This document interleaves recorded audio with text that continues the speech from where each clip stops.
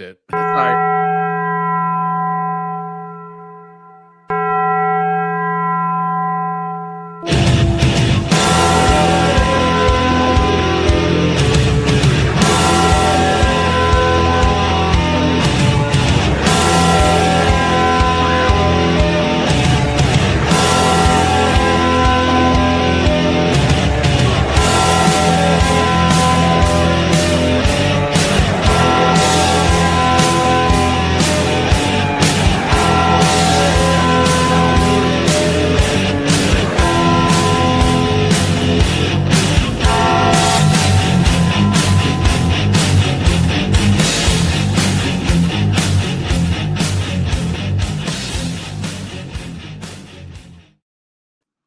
Hey everybody, happy Friday, new intro. Good evening. Awesomecast. Welcome, it is episode 39 of Awesomecast. I am your host, Brandon the Awesome, and here are my co-hosts, Iron Inquisitor and JohnGetsGaming. Say hi to the audience. Hello. Hola. Make sure to Hey, subscribe audience. to their channels, links in the description below.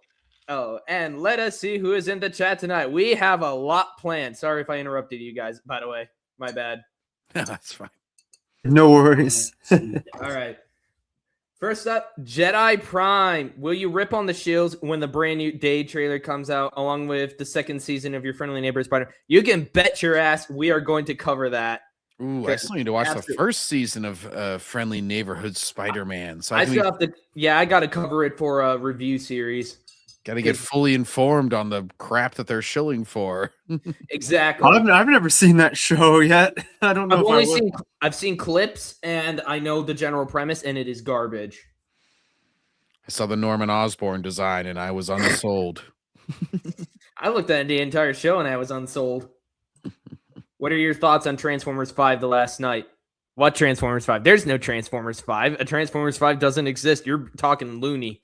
The last Knigget. Matt, It welcome to the has stream, Anthony dude. Hopkins. How could you say that, Brandon? I'm okay. He's like the only good part of that movie. Him and his. I think it's butler, his but- proudest role. He's like, oh, Hannibal Lecter? No. Transformers 5. That's the one I'm really proud of. Double A, yes. Welcome to the stream, dude. Great intro, by the way. Oh, thanks. Thank you. I already getting a compliment on my new channel. Yeah, that was pretty intro. sweet. Yeah, it took me a while to get that. It took me like 2 days to get that edited. Or did I do it in like one night? I don't know. It took me a while to get everything synced up. It's ass, bro. Not worth it. Dude, anything is worth it if it means spreading the truth. Anything is worth it. You mean watching the Your Friendly Neighbor Spider-Man? Absolutely. I mean, to be fair, it is a great sacrifice we must pay in order to spread the truth. If I play 50-hour games just to be informed and be able to rebuke any shill that shills for them, then I will watch. How long is Amazing or Friendly Neighborhood Spider-Man? I think it's like 10 episodes, maybe. 10 episodes, probably under a half hour each or so. Or... Well, the good news is I can watch it without paying Disney. Well, yeah. With the shows, that's easy. Yeah, like I plan on suffering through the Soy Lord show. All of us are going to have to. If it's involving Sith Hottie, Dark Talon, you bet I'm going to get involved. Are you saying that my show isn't good? Because that's season 2. Let's take a 10-second pause, and then we'll get to the next line of dialogue. Hello, John. How's my favorite heretic doing? Well, let me read for you from the book of the World Eaters here. Warhammer. Oh, no. I don't want my two best friends to start fighting. When a World Eaters character gains a Crusade relic, you can select one of the Crusade. Oh, wait, that's the rules. Fuck, that's not lore. Anyways, I'll get you back to you on it. Chase Hedge, welcome to the stream, my guy. Loved your stuff. Thank you, man. I don't get enough appreciation around here. I'm kidding. It doesn't matter. I'm not here for the glory. I'm here for the victory. All right. You need to validate me. Yeah. I'm trying not to have that happen. You know, most fifth entries in a franchise are bad, especially a certain fifth entry I watched recently on Discord. Although, ironically, Mission Impossible 5 is my favorite in that series. So And Oh, really? every once in a while, you hit a home run on the 5th entry. I personally like Mission Impossible too. I don't know why. Maybe it's because it's Oh the one my. plot that makes the most sense to me. That's the hottest of hot takes with that franchise. That's normally the black sheep of the family. Don't know why I liked it. Cannibal the Dragon. Hello, welcome to the stream, my guy. All right, let us waste not any time. So, OG Star Wars asked on Discord who's going to cover this, so we might as well get it out of the way first because I volunteered. The messy lore of I volunteer as roaster, as Cadmus Everdeen would say. The messy lore of Anakin's knighthood by Corey's Datapad, aka the guy who apparently cannot, for the life of him, figure out that TCW breaks lore with the EU. If you've been following the events going on Twitter. But Brandon the Awful disagrees. He's been gone for like 3 weeks. Oh, too bad. I occasionally check to see if I'm occasionally still checking to see if he's posted anything, but so far, nope, he's been inactive for 3 weeks. You know, I have to say, Palpatine's sofa there doesn't look too comfortable. Well, to be fair, they're more formal and regal. I don't think you're exactly going to be kicking back in the president's office. It was really fun to destroy his office in the episode 3 video game. I still have to get to that level. I'm still stuck on Utapau with the damn LAAT ship. I just remember Utapau whenever you're doing like Galactic Conquest or something. Utapau. By the way, Brandon, are you still going to use Discord? Yes, I don't know any other better app at the moment. Oh, because the facial scan shit. Oh, damn it! I forgot. It's either facial scan or something else, right? You gotta do something else. Yeah, I think it's like Real ID, basically. You know, that sort of thing. The problem is Corey trying to make it as a big deal. Casual Chris, welcome to the stream, my guy. All right, let's see, because it's like, dear God, let there not be like a slight meaner like little contradiction to ruin everything. Like, seriously, I still don't sweat the fact that the Micro Series and Labyrinth of Evil both have different versions of the Battle of Coruscant. Both are badass. Mm-hmm. Anakin Skywalker is one of the main characters of the Star Wars saga, and that comes with some pretty nice benefits. Alongside lifelong comprehensive healthcare coverage, among those benefits is the fact... Healthcare coverage. Okay. Very odd joke. That he seems to get knighted at least... Comprehensive healthcare coverage. Among those benefits is the fact that he seems to get knighted at least 3 or 4 different times between Legends and canon. Already, he immediately invalidates himself by referring to Disney Star Wars as canon. Because he's one of those people. So he doesn't get knighted in the movies, correct? Like, no, that never happens. Yeah. The only visual media where he gets knighted is the Micro Series. Yeah. At the beginning of the second part. Yeah, okay. And as a result, Padme gives him R2-D2 as a gift. Is that when R2-D2 like does this little his, like showcase with his gold? Yeah, C-3PO wasn't gold before that, but R2-D2 became Anakin's personal droid afterwards. You know, it's why R2's in Anakin's interceptor at the beginning of episode 3. Today, we're going to break down those different accounts of his knighthood.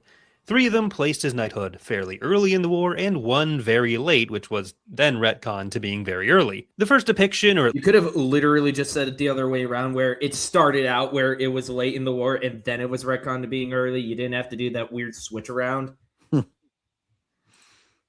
But grammar schmammer, nobody cares about that. At least account of Anakin becoming a Jedi Knight is the one which takes place the latest in terms of original intent. It has been a hot minute since I read Jedi Trial. Hot minute. I think I need to add that book to my collection. I have it, but hardcover. Is that Asajj on the right? Yep, that's Asajj Ventress. That's how she's over. This is how she's kind of supposed to look.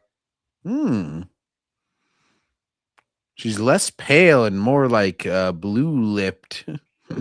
And she's definitely a lot more attractive looking than the one from TCW.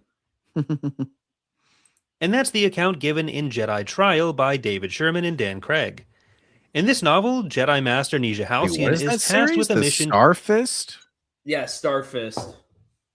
Authors of the Starfist series. Sherman and Dan Craig. In this novel, Jedi Master Nisha Halcyon is tasked with a mission to the planet Praesitlin, and to the surprise of the Council, when Oh yeah, Anakin's working with the father of one of Luke's students later on. Wasn't that his grandfather? So yeah, it's one of those too. Father, grandfather. Did he say Nisha Halcyon? Yeah. So did Anakin, was he like, what's up, my Nisha? Oh, that's bound to trigger Lucky Kennedy. I guarantee if he's lurking, he's most likely lurking in the audience right now, but oh Lord. It's just a funny name, Lucky Kennedy. I didn't mean anything by it. We totally accept black people here at the Awesomecast. After all, we're all fans of Samuel. No, L. Jackson. guys, don't you know all the Jedi were stupid and evil? So really, Mace Windu's like stupid and evil because the Jedi suck. That's what they told me in Last Jedi. Oh, sweet, respect the retro. Welcome to the stream, my guy. Evening, gents. Welcome, Retro Ryan. Great guy on Twitter. Follow him. Oh, to the planet Praesitlin. Does he cover retro subjects? Oh, I believe he does. So Justin is here. Justin Aravarello. Sorry, Welcome I'm to the late. stream. Welcome, to the Justin. That's what he said to every woman he's ever set up a date with. Anyways. Welcome to the stream, you sorry piece of shit. Anyway. He swore! On the rare occasion when I feel it's justified. And to the surprise of the Council, when asked to choose a deputy, he picks Anakin Skywalker, who is not yet a Jedi Knight. In the original intent for the timeline, this book took place in around 19.5 BBY, or years before the Battle of Yavin, so a relatively short time before the end of the war in its final year. The Jedi Council is surprised by his choice, and they kind of try to nudge him into taking basically any year is still like the final third of the war, because it's about 3 years, so it's in the latter part of it. Well, it's not like they're squeezing in at the last second or something. Yeah, it gives him some time to be a Jedi Knight. And I understand why some people would say that they wish that he got to be a Jedi Knight for a lot longer, but it's like, yeah, but the Jedi don't exactly trust him. So it's like, it's kind of understandable as to why they wouldn't be eager to make him a knight yet. Well, he became a Padawan late too, so it's like he's probably not gonna. Sorry, he can't be. What's her face? The chick that was in the Acolyte, the green lady. I think her name was Vernestra Rowe. I can't believe I remember that. Yeah, she's like so that was back whenever I still listened to those freaking Disney books, because the High Republic is actually what actually got me off of their novels.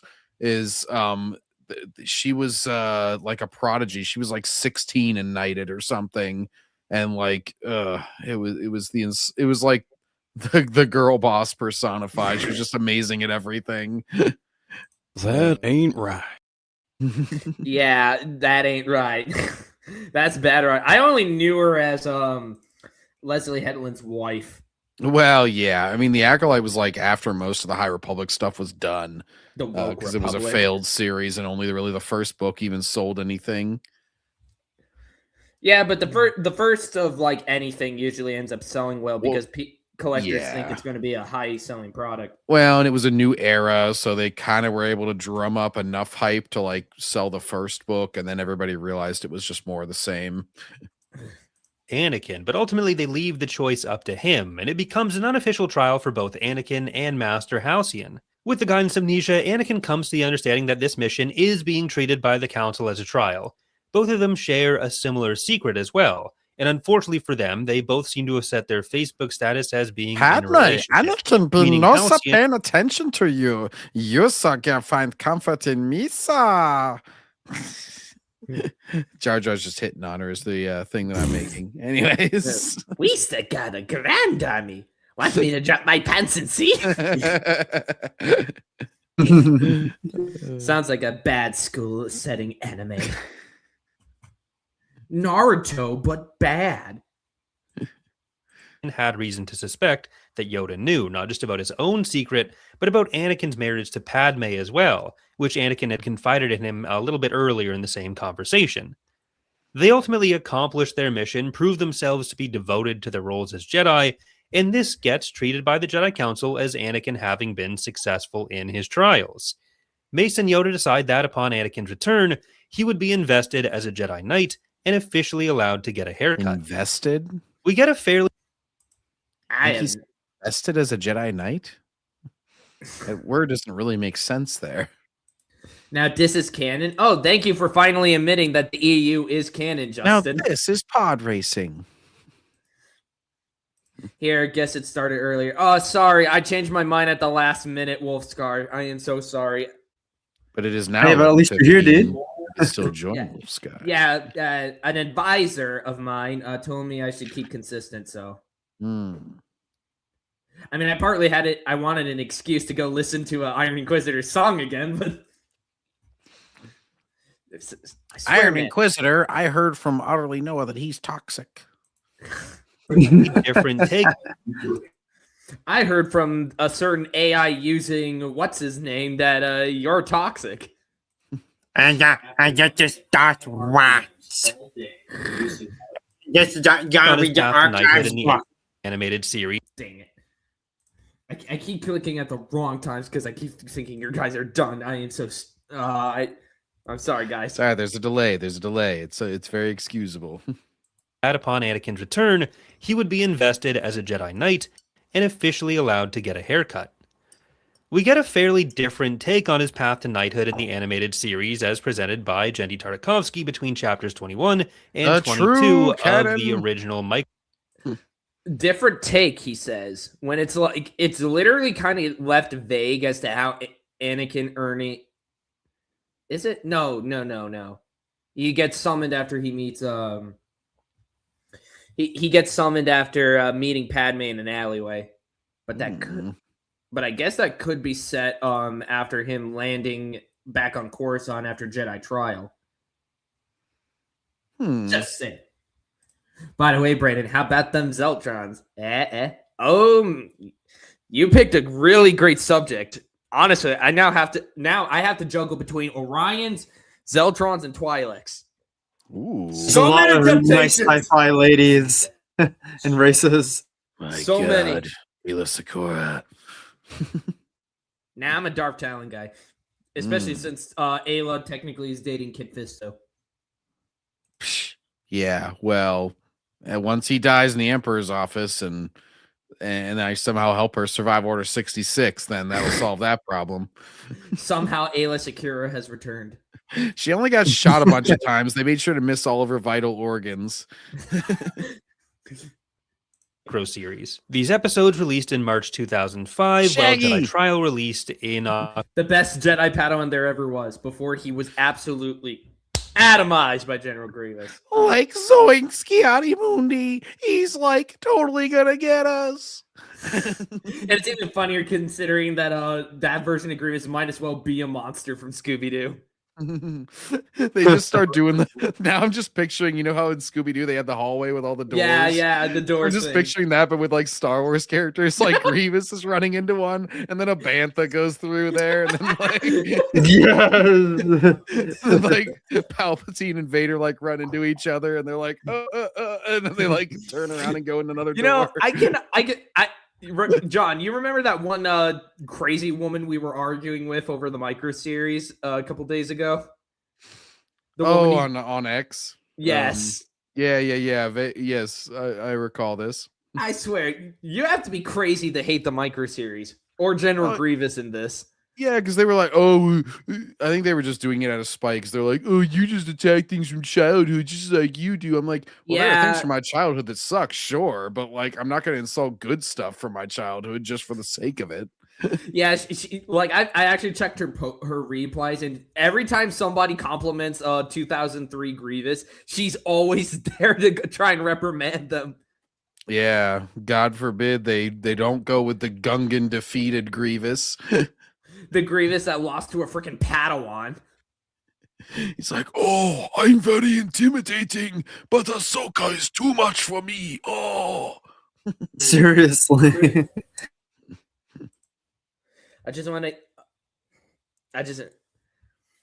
Justin, shut up. We are going to get to that shortly. I'm sure October Justin would 2000. love Birdman, Utterly Noah, Eric DeBunks, and all the other idiots. So go enjoy them, Justin. Yeah, I remember. I took a swing at Eric Debunks when he attacked Mr. Grizzy. Oh, Eric has a hilarious new video, actually. I didn't link that one yet in the video suggestions, but my God, he starts freaking out at Critical Drinker for reusing clips, and it legitimately triggers him. He starts like, like every time he uses a clip over. Well, the thing is, the thing is, we'll probably either cover that this week or next week. It depends on how much time we're doing. I mean, I have the day off tomorrow, so I could probably talk all night long. And I've had like multiple days of a full night's good sleep. So it's like I could probably keep going for a while, but it all depends. It all depends because it's like we got because that other video you linked me is freaking 20 minutes. Oh yeah. Well, and I started to watch like Asmongold react to that, and then I was like, you know what, I better save this for Awesomecast because it actually looks like it's a gold mine for a lot of the people that we talk about. Yeah, well, just based on the title. What's interesting is that Chat Guy actually was pretty good at having confidence when he was with his master. Though when Barrack died, he of course lost that confidence. Actually, that makes a lot of sense. You know, you're usually confident around somebody who's much more experienced, and then when they die, it's like, oh crap, what do I do now? You sort of have a safety net. Sort of like how a great athlete, like whenever they're on a team, they like, you know, all the guys that are newer rookies or whatnot, they feel that confidence. Yep. 4. So they include the first and second half of the Battle of Hypori and the introduction of General Grievous, where he pretty much demolishes several very experienced Jedi, including current council members Ki-Adi-Mundi and Shaak Ti, future Grand Master within Luke's order. I like how Shaak Ti is like the ultimate Jedi jobber. In every like deleted scene that she's in, or in she a gets lot of the, killed. Yeah. in all the deleted scenes, she gets killed, and then this one she just gets absolutely owned. And then later in the micro series, she gets absolutely owned when she's with the lung guy who, like, you know, does the big shockwaves. The Ithorian? Yeah, and she ends up tied up and like failing in her mission completely. It's like, Shaak Ti, damn it, can you do something? And she managed to hold her own against like 20 Magna Guards. So there you go. I mean, it's like her canon death is the Force Unleashed, but yeah. Oh yeah, she does that too. So she dies 3 times, or wait, no, 2 or 3 times that we see. Technically 3 if you count the Clone War, the Lego Star Wars The Complete Saga, where she gets killed in one cutscene by Anakin. Oh yeah, I remember that now. That's Lego Shaak Ti. That's a completely different character. And Shaak Ti, future Grand Master within Luke's order, Kakruk, as well as Jedi Knight. Like, Kakruk seriously survives all the way to Luke's order. Yeah, like I remember when I first saw him in Legacy, I was like, "Whoa!" Wait, he's in Legacy too? He is, yeah. He's a part of the Jedi Council. Holy crap! I had no idea. I am really excited now. That guy's a badass. Dude took a lightsaber to the back in the micro series. Guess he was just playing possum. Yeah. He's like, I ain't getting up. This guy's too badass. And apparently the ARC troopers couldn't tell he was still alive. Yeah. They were all dead, sir. Tayla Zakura, Tarsir, and Shaggy. He had already killed another Jedi named Dachman Barrack. Grievous kills or knocks most of them out of commission before Fordo's troops rescue them and extract them back to Coruscant. Once on Coruscant, the following scene in Chapter 21 shows the Council discussing the need for more knights in the specific context of Ki-Adi-Mundi explaining the threat posed by General Grievous and talking about how he has changed the shape of the war. So I think every context clue here points to the fact that this scene is happening right after the battle.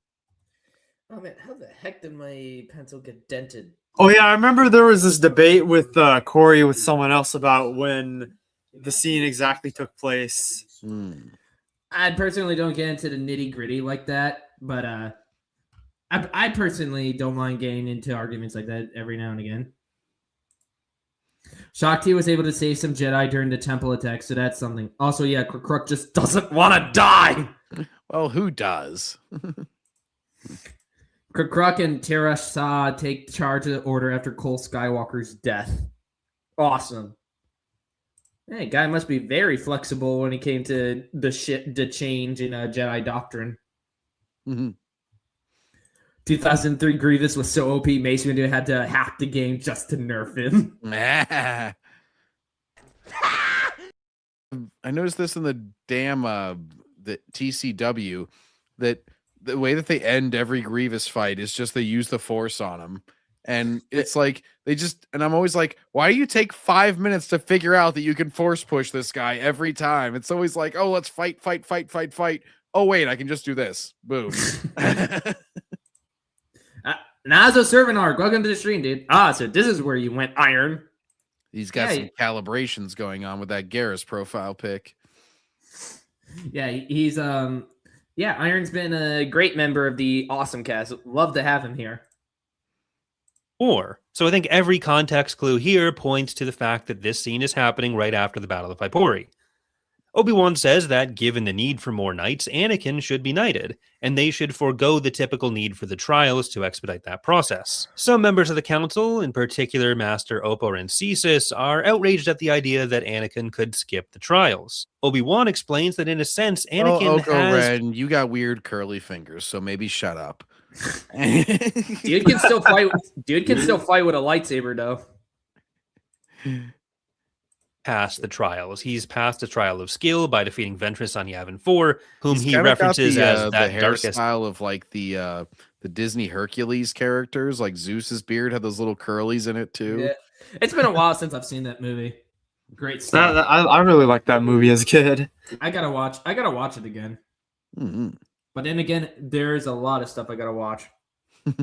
Is this the Corey Datapad video? Ted Larkin covered this issue. Yeah, well, I'm covering it as a favor to OG. And damn it, I still got that insane Helmo Fire song in my head again. It's gonna be there, haunt you for days. Oh, this is where Asajj goes, "I am Sith." And Oh, Dooku just starts laughing. but you are not Sith. He's like, I yada honestly wanna- yada. I can use that clip for like 100 things. Like, you may look like this, you may sound like this, you may even wear something like this, but you are lacking in everything that original version was. assassin, despite him calling her by name and knowing her pretty well in material set much later in the war. A trial of... Obi-Wan just didn't want to really give her the dignity of acknowledging that he knew her. Brandon, just splice it in. Instead of I am Sith, she just goes, I am clone, and then you have like Filoni being like Clone Wars, and then it's like, and then just Dooku laughing at him. I might try and do that because I was actually messing with working with clips earlier today, so I might be able to. Well, luckily that's like a still frame whenever she says it, so you just have to like paste his face over Asajj's, and then just have like fucking Melvin laughing instead of Dooku. I'd have to flip through one of Melvin's videos and find him laughing. Oh, well, you can keep the dialogue. No, you would just have to like the visual would just have to be pasted over of like his face on Dooku's. Yeah, it'd just be like, ha, ha, ha, ha. Okay. Hold up. Is one of the lightsaber blades bigger than the other? The blue one looks like slightly. I think it's because the arm for her blue lightsaber is technically in front of this one, so it might just look slightly bigger because of that. It's a little closer to the camera. Exactly. Dooku basically called Ventress a poser, a Sith simp. Y'all fake. Or maybe I'm just seeing things. Corey also didn't seem to get that this scene is before the new Face of War 2-parter from Republic.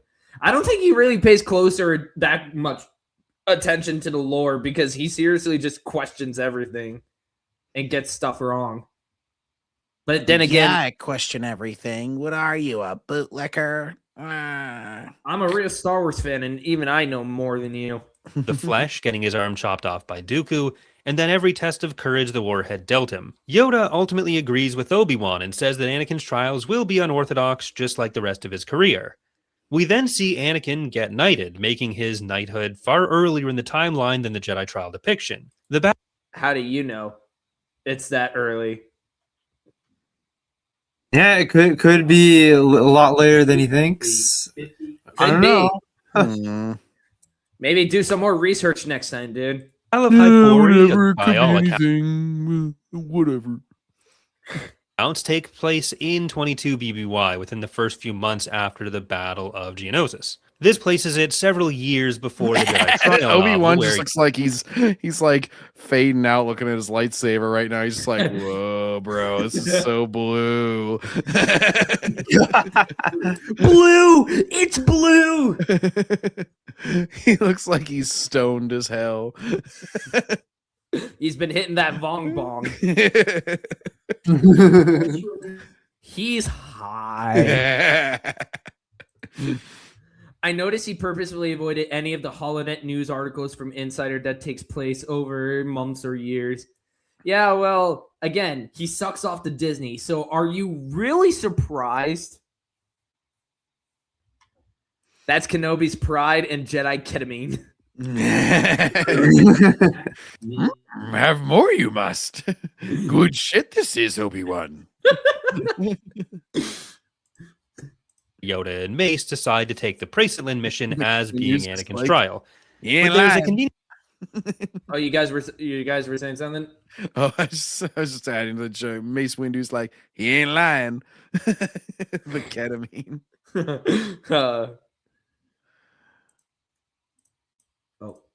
time jump right after Anakin's knighthood, with the next chapter, chapter 22, so episode 22 in the micro series, opening up with Anakin and Obi-Wan winning the Battle of Bomis Cory 4 by courageously liking this video and subscribing for more. This time, Ha ha ha ha ha ha ha.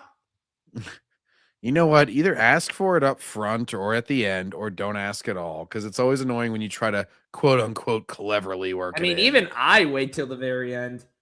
Yeah, it's like, don't try and be clever about it. It's never actually clever. Everyone is stupid except me. Time jump offered a pretty simple by March. No. way to deal with the inconsistency. Instead of the time jump, Okay, hang on. What did you say? Assuming my video loads. this time jump offered a pretty simple way to deal with the inconsistency. Instead of the time jump occurring between the end of chapter 21 and 22, as was originally intended, Leland Shee, keeper of the Holocron Continuity Database, said that the time jump would officially be set between the Battle of Hypori and the Council meeting, rather than after the knighting, saying that details which remained out of whack, like Anakin's hair, are explained by him just having it in a top knot. To be clear, I find this to be a perfectly reasonable retcon. I also find it incredibly weird for Anakin to be wearing a top knot. Also, Lost Jedi, I totally did not say welcome to the stream, did I?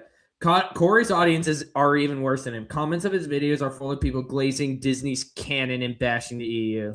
Oh, well, maybe I should keep a closer eye on this moron then. Regardless of the strangeness it introduces in the conversation, and the fact that the details of how they decide he's ready are fairly different from the account we get in Jedi Trial. The overall timeline just gels better if you shift that meeting back to be consistent with Jedi Trial, and each story is its own story, so they stand perfectly fine on their own. I think any analysis of Star Wars has to understand that it's a broader mythos with interconnected stories where, regardless of my preference to look at it as a bigger historical timeline, the priority for each story is on itself rather than on the broader picture. Tell that to James Justino, who did his best to literally reference everything. I mean, this dude was referencing the micro series. He was referencing some of the earlier TCW stuff. the earlier CW and MP stuff. I mean, this dude literally, what was it? I think he's referenced even the comics as well, because I believe he references Star Wars Obsession and Labyrinth of Evil. Oh no, I'm left by myself. I'm scared. Homie, at least pay attention enough to Jedi Trial and sense a contradiction. Oh no, homie, at least paid attention enough to Jedi Trial and sense the contradiction. Okay, never mind. My bad. I'm stupid. Hello, my skibbities. Are we reviewing TCW fans LARPing as EU fans? Yes, we are. Coruscant Guard Private. Also, please never refer to us as skibbities again. Yeah, that's such a cringe term. I want to die with some amount of dignity one day. I have seen claims that the council scene in the cartoon was always supposed to be set later in the war. But aside from the context clues like Obi-Wan and Anakin's hair, the fact that they're talking about Grievous emerging and shaping the course of the war, which was clearly referring to a battle that we had just seen, the time jump being intended as being after the knighthood was confirmed by Tartakovsky in the commentary for the series. So in the words of LeVar Burton, you don't have to take my word for it. They talk about some of the themes of the show, including this kind of generalized trial for Anakin, hence Obi-Wan recounting the prior events as being more onerous than standard trials. And then when Bomus Corey comes up, they specifically say it's been a big time jump since he got knighted. Here's the full clip. He literally just said a bunch of word salad, and I just lost track of what the hell he was saying. I have a question. You can ask me anything. Yeah. Okay. How the fudge do I get people to watch my streams so I can get all the watch hours I need to make money off this thing? Make money, money, make money, money, money. Just try and work as hard as you can, I guess. Oh man, boy, I'm trying. Please, for the love of God. Yoda's pointing Here at we me and reveal it's them. uncomfortable. We jumped in this shot.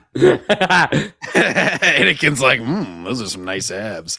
Yoda's like, stay on camera, you will. Time jump since he got knighted. Here's the full clip. It was very happy. And here we reveal them in their episode 3 gear. So it's been a big time jump since he got knighted. So time has transpired. He's, Anakin's like, being amazing. Am It's I into montage, robots? being cool. So this whole montage is about Sassy Tin's horn is growing most back. of the war. Yeah. Like these 2 minutes are These 2 probably minutes are like supposed to 2 be the- years worth of the Yeah. Clone Wars. Yeah, So. because we didn't want to repeat what we've done already and show more Clone Wars. We had this whole other story that we wanted to get into. So Leland Chi made the one change, and everything seemed fine with the late war interpretation. But then George decided he I wanted just to make wanna a new say- show, and we Obi-Wan could have really thrown him off here. He could have just been like, harder. And then Anakin would have been like, wait, what? And then he Oh my stabs God. him. I know what you're referencing because I've seen the comic myself. Why'd you have to, I wasn't even referencing it. I was making a joke about like how some women like their fish is like choke me or whatever. That was the John, entire something's joke wrong. there. John, your audio and camera are just wigging out. Yeah, Oh boy. Technical difficulties. Aren't we professional, everybody? It's okay now. No, it's not. You're All right, I'll you're disconnect literally and reconnect. okay. He's gonna be back in like a few seconds.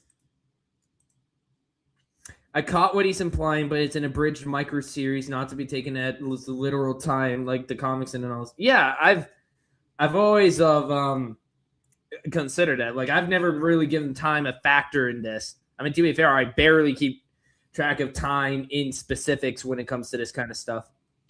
Okay, John is back. Let's great. Reconnected, so The Borg are assimilating John. I didn't know if that improved it at all. You're okay. It seems like you're coming back. Yeah. Yep. Okay. Your audio's clear. Okay. There we go. Okay, you're back. Yeah, I just literally just like left and came back. That usually seems to He be the, recalibrated. He recalibrated his phasers and cut off the board. We're good. I was reading a Star Wars. Yeah, I think it was a Star Wars comic recently where they call cyborgs like Borgs. It's really funny because it's like probably over a decade before the Borg were introduced in Star Trek. And it's just like, oh, you're a stinking Borg. And it's just like, I'm a what? opened the Clone Wars animated series, having. Oh Lord, here we But go. then George decided he wanted to make a new show, and we opened the Clone Wars animated series, Really having enjoys Anakin choking not. him.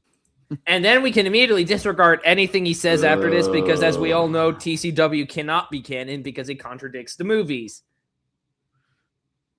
Ugh. Not just already PS2 knighted, graphics. but with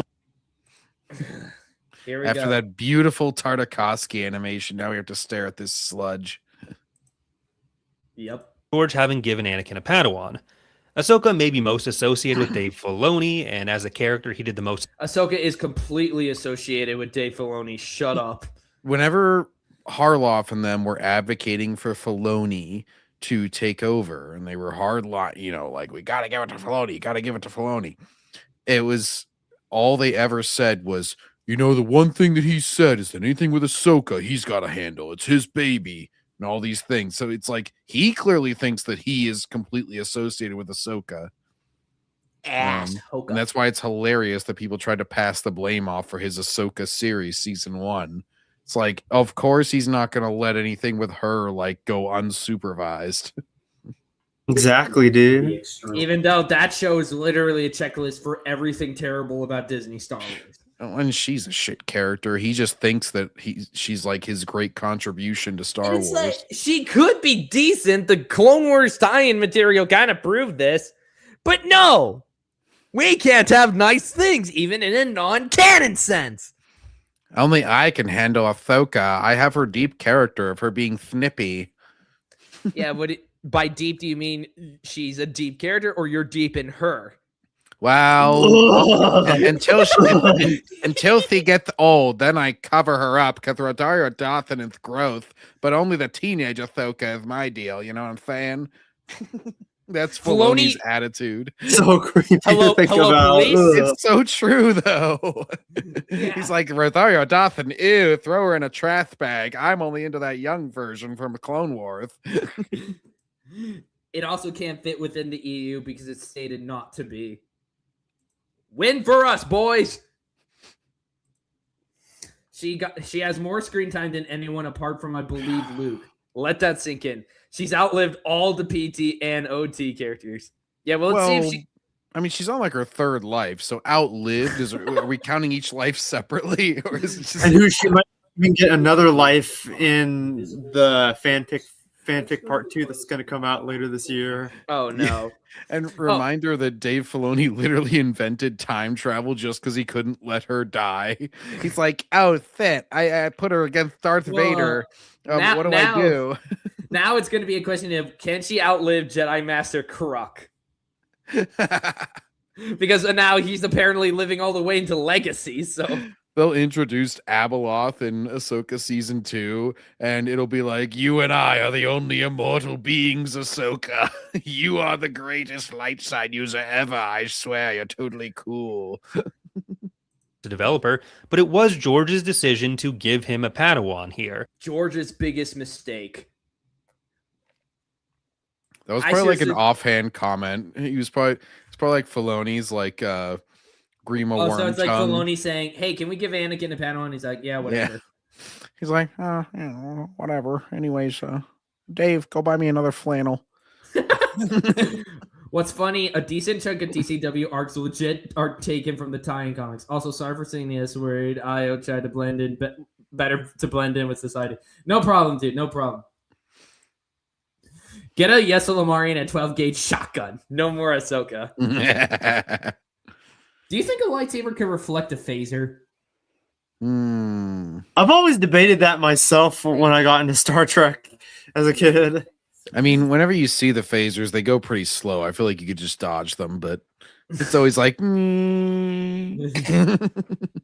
Well, what we could also do is that we could smuggle a phaser, put it on overcharge, smuggle it into Ahsoka's starfighter, so when she's flying through space, boom. You could also just very easily trick Ahsoka by being like, hey, Ahsoka, I bet you can't fly into that black hole and win. And she'll be like, oh, yeah. And she'll try to do it. And she'll just kill her. Yes! And it would probably break the rules of the universe, and the black hole would collapse and she wins somehow if Dave Filoni's writing it. It's like, oh, wow. Yeah, I should have known reality would just bend around the fact that she has to live. The art in TCW states that Filoni and Henry Gilroy already decided to make Anakin a knight at the beginning, and then George said, then make Ahsoka Anakin's Padawan. So it's not completely on George Lucas. We have a win, boys. Mm-hmm. Bane of the Shills was already showing dialogue from Filoni, where he's like, oh yeah, George, at first he would call in once a week. And then yeah, I've seen he said that. And then he like started calling in once every couple weeks. Like that was the best that it got, was he called in once a week. It's like that doesn't sound like he's personally supervising every line of dialogue. It sounds like he's throwing out some general ideas, going, that looks good. And then like and then about it. He has admitted. And then he goes on to focus on Kingdom of the Crystal Skull and Red Tails, yeah. I gotta watch. And Filoni has admitted to sneaking stuff past him also. So there's multiple points. I mean, where Scran showcased a clip of Filoni sneaking stuff behind George's back. Because I don't know if George is going to approve of this, so I just sort of waited until he looked at it, and then I snuck it in there. Try using melted weapons from 40K. And so this once again means that Anakin's knighthood got changed to sometime within the first 6-ish months of the war. Except it didn't, because we have no information that says that this is not canon. Therefore, we can all rest easier in our beds knowing that this piece of crap has no bearing on anything. It's like the SpongeBob clip. We're not cavemen. We have technology.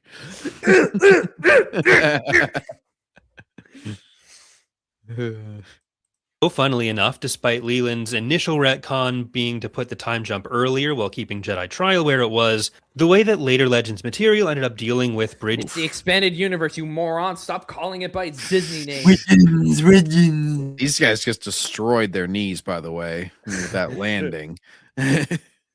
It's like a YTP would call that out. It's like, Obi-Wan's just like, my ACLs. Oh no. He just like starts writhing in pain. Some of the contradictions with the newer 2008 cartoon was by compressing the multimedia project timeline for most of its material where it was necessary. I'm pretty sure at some point they were just planning on kicking TCW out of it because it just became impossible. Oh, that reminds me. Brandon the Awful tried doing that same thing where he tried to shove TCW and the CW MMP together, saying, "Oh, if Leland Chi could do it, then certainly it's possible." Like, come on, dude. It's a fool's task. Excuses. Just admit it. Your show is not just crap. It's non-canon. Of course, you can't say that because I guess he just dropped off the face of planet Earth. Really? I mean, that's one less enemy of mine to deal with, so. Oh, yeah, thank goodness. Luckily for the original cartoon, most of the first 21 chapters happen before the 2008 show actually starts anyways, and the final few chapters of the original micro-series are mostly centered around the lead up to the Battle of Coruscant. So there's a lot of the war that just wasn't included. Oh, look, John, you get a reprieve from TCW animation. Thank God. You can't fit a square peg into a round hole. Oh, that reminds me of Tab Larkin's YouTube thumbnail. The CW EU was already completed by the time TCW came out. It don't work. Even if you can find a way to fix lore contradictions, you can't undo the damage it does to the story. Exactly. Like what they did to Anakin Skywalker, those bastards. In that series, and there's a bit more freedom in there. But for books like Jedi Trial, they were more severely adjusted. The Essential Reader's Companion stated that the knighting for Anakin was within the first 4 weeks after Geonosis. Talk about less is more, too. Like, the clones, they hardly say anything. They aren't given, like, a bunch of specific names and stuff in the Tartakovsky Clone Wars. And then TCW, they spend the whole time, like, being, like, having all these stupid lessons about, like, oh, this is Captain Cody. This is Captain Keeley. This is blah blah blah. No offense to the real life Captain Keeley, of course he's great. But like, yeah, we don't want to upset Decrepit. They spend so much time trying to, like, characterize them, and it's just such shallow, vapid stuff in Filoni's. Meanwhile, they do so much more with just, like, basic character movement and just their attitude. Like, just, whenever a Dirge, like, comes in through the window, and without even saying anything, they just interrupt his entrance and just start peppering him and shooting rockets into him. And like that whole fight through the city, whenever they're just doing hand motions, it's like, oh man, these are some brutally efficient, really cool guys, and they're like fiercely loyal to Kenobi. I mean, like, they never call it. They never call him Captain Fordo in the show itself.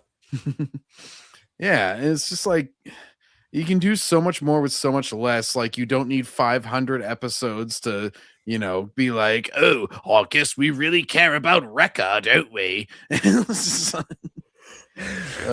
just so inefficient storytelling.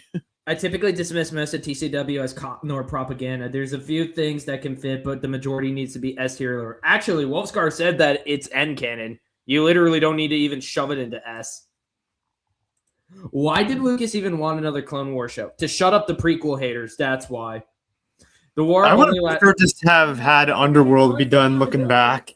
Yeah, I'd rather he just do that instead. It would have been awesome.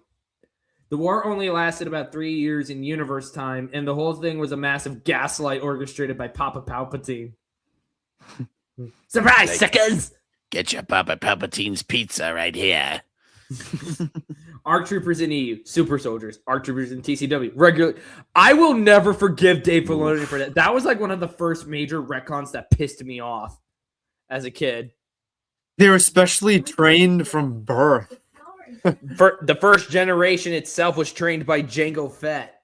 Oh, I didn't know about that bit. The lore is simply not compatible. TCW already changed how the Grand Army of the Republic army structure works within the few seasons. Well, yeah, and then the whole Order 66 thing completely changes between the Battlefront 2 game and the stupid chip storyline. Fordo, Alpha, Able, Omega Squad, Delta Squad, the Nulls. So many badass clones, and you literally got rid of all of them.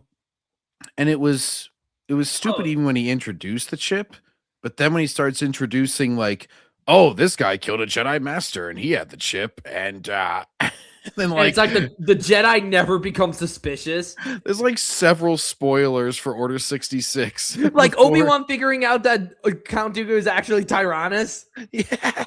And they don't do anything about it. Yeah. They're just completely negligent. By the end of the Clone Wars series or the TCW, it's just wow, how did you guys not figure this out? Everybody's acting so blatantly evil all the time. ARC troopers and commandos are ranks instead of variants. They're also merged with standard clone units somehow. Also, blank clone grunts are unitless for some reason. I'm pretty sure any soldier in an army is supposed to be a freaking unit. That's just common sense. They even recycle sound effects. I've noticed whenever you watch it, it's just they're like, come on, let's go. It's whenever they do their little slop filler battle sequences of them charging straight into other people's gunfire. The multimedia project is a flow for the prequels. TCW is sadly an apology for them. Even JJ plagiarism saw that. And when you're so blatantly awful that even JJ plagiarisms can pick up on it, you've done screwed up good. I don't know what you're talking about, Brandon. I'm very intelligent. Now comes the part where we throw our heads back and laugh. Ready? Ready! Oh, I got some peanut butter on my crotch again. Oh no, bad dog. Cal Kestis, get off me.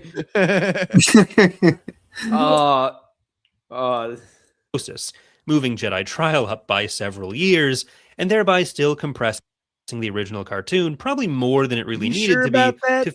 You sure about that? You really sure about that? TCW just doesn't fit with the films at all.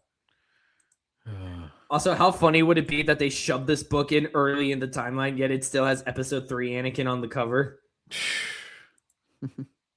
Fit with the new series, in my opinion. So the events of Jedi Trial...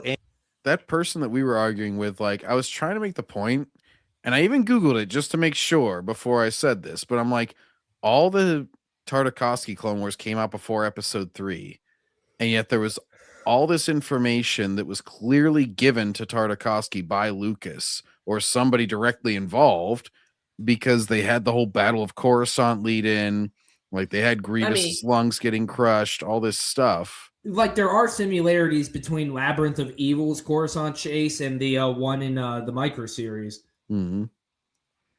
Both Shaak Ti was involved. A couple of Jedi get slaughtered by Grievous in his forearms. Mm-hmm. She's left alive to, forced to live with her failure. Mm. And well, it's just like compare because that's like the whole point with all the Disney stuff. They're always like, oh well, now we're gonna have one continuity. It's like seemed like you had a pretty cohesive continuity going. Like very clearly, all these things were coordinating very nicely. And then they lie like, "Oh, this is the first time it's ever been like that, man." Yeah. Meanwhile, they contradict themselves way more than the old one did. It's like, characters outright die or like get in, and then he has to like make up the campfire stories excuse. It's like this one was more coordinated and it was done like half by just the people making it. Like the company didn't have as much of a mandate to do it even, and yet they did it way better. Like even some of the early novels, it was But like now authors all meeting up. But my creative freedom. Yeah. Don't worry about canon so much. That's not important. Really needed to be. In other words, I if want to they be would lazy. I mean, shit, at this point, they don't even care about how they bring back Kylo Ren. They just want to bring back Kylo Ren. I know. Yeah, that Hunt for Ben Solo thing that people really I want. saw Mr. Grizzy's video about it earlier today. Dear Lord. It's so funny that that's like the main story they keep pushing. It's like you want something that's going to contradict exactly. And like, I don't think there's any value in it already. But if I was a sequel fan, I would think that would devalue.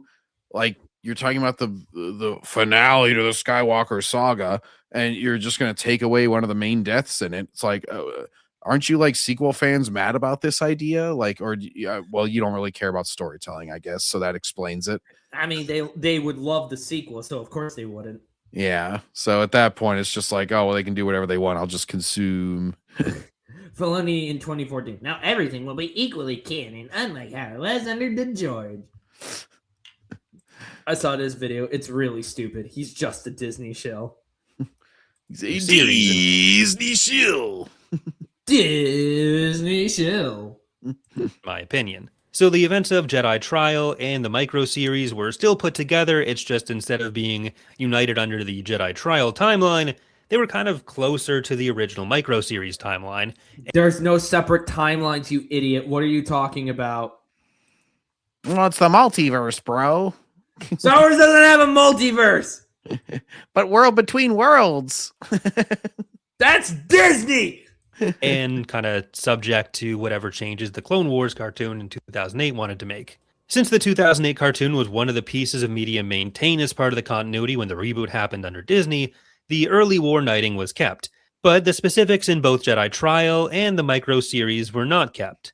For most of these different iterations on Anakin's knighthood, except the micro series, it's discussed as a thing that has happened or is going to happen, rather than being directly depicted.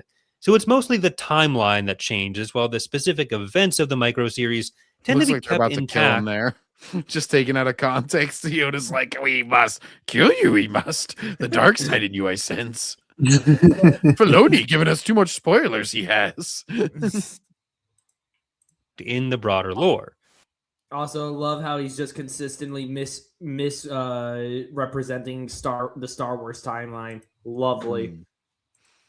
You might expect this would change with the new canon, but surprisingly, it actually doesn't really.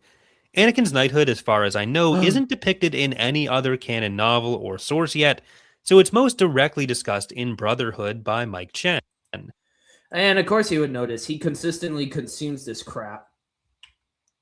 Star Wars doesn't have a multiverse, and I am tired of people saying it does. Yeah, I actually once, when I posted about this, a bunch of people tried to argue with me about it, because of course they did. It's just, multiverse is another version of just lazy storytelling too. It's just like, I don't want to be held accountable for anything. I just want to do whatever I want. And if I get a bunch of stuff wrong, I'll just say it's in another universe. Like it's just like excusing authors It's for lazy laziness. Storytelling 101. Pretty much, yeah. Because modern creators are so bad that they want to stack the deck in their favor. They're just like, oh, you can't hold me accountable for this, that, or the other thing. I should just be able to do no work and just get all the credit and none of the blame for anything. So that's not how real life consume, works. Please. Well, yeah, it's just because they're probably Also, all a bunch of entitled little prissies. Anyway, geez, look at this boring as hell cover. I'm gonna take some stills from the movie and then the basic Star Wars title and then the most basic font ever on the bottom. I guess I'll Big put fan a of many city and some mountains back there or something. I don't know. parts of the original multimedia project, like Labyrinth of Evil. So when Brotherhood does mention certain specific events, like the knighting or the certain business on Cadonia Moidia, a lot of the details that he mentions are pulled from that media, albeit with the post-2008 cartoon It's shift like to the Jar timeline. Jar, why are you bringing me hair? Or I'm Jar Jar. C3PO, why are you bringing me hair?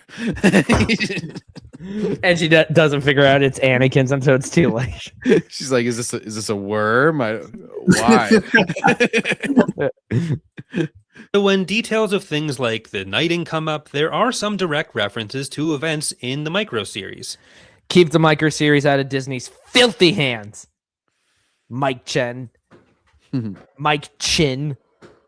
Mike Double Chin. I could keep going. Mike Triple Chin. Mike Quadruple Chin. I could go all night. Chin. Too many chins. Doctor For example, Strange, Chins of Madness. Funniest Disney attempt to diversify literal clones. Girl clone, trans clone. I don't know what else is next. Oh my gosh. We cloned the table. I believe the character's name was Sister. Ah! Yeah, it was. Sister. Yes, you have a clone sister. And then Darth Vader's like, wait, that doesn't make any sense. Like, you're transphobic, Darth Vader. He's like, what? He does the episode 4 line. What? I gotta put that as a clip as well. Anakin giving his Padawan braid to Padme, which comes from the show. There's an email from Mike Chen on Wikipedia directly talking about how he still referenced these microseries events, although he treated them more as a HoloNet dramatization rather than a direct accounting of the Clone Wars. They made it canon. Aren't you butthurt? When Sense for the TCW, because that has the like war, it's got like the propaganda crap at the beginning of the episodes, so that makes more sense for TCW, not the micro series. Brotherhood's cover isn't too much different from the Approaching Storm. I'm one of the few that actually likes the Approaching Storm, by the way. I have yet to read it, but chances are I'll love it too. Yeah, that's another book I have to have in my collection. Which era is that in? Don't worry, Vader is not transphobic. According to Star Wars theory, he would not stand such things. He would also be against grape or something. Yeah, Vader doesn't give a crap either way. In the end, we have 4 different kind of timelines for Anakin. No, we only have one. You're just overthinking it. And you're also a Disney shill, so that's why. I'll tell you Your what Vader entire would channel's not a care about. farce. Vader, if he were coming to that planet, he would absolutely be like, yeah, you guys all faked your paperwork, and now I'm going to kill you all. Because Andor had to shove in their illegal immigration allegory. Oh, right. Their first 3 that was like the whole storyline where that ended up happening to Bix, is that it was all like, oh, you're not supposed to be on this planet. And it's like, yeah, they aren't supposed to be. Technically, they are criminals. Like, and they are wanted by the Empire after the whole whatever the name of that planet, Ferrix. I can't be bothered to even remember. Oh wait, shit.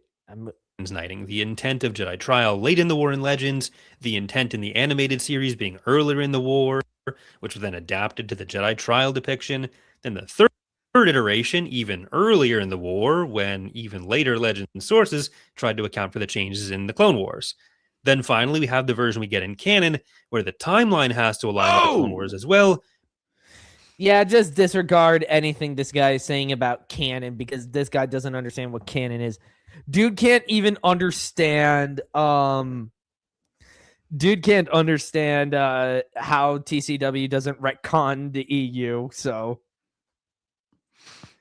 Barriss and Anakin makes Approaching Storm bearable. I have to still read that book. Barriss Offee, the terrorist who gets Ahsoka in trouble? Yeah. Character assassination at its. I actually saw a Twitter today. It was like somebody said, "Oh, would you like to see Barriss Offee come back in another project?" And I'm like, "Hell no! It's character assassination at its worst." Oh my! And then they made her. The events are so at least the Inquisitorius so rushed.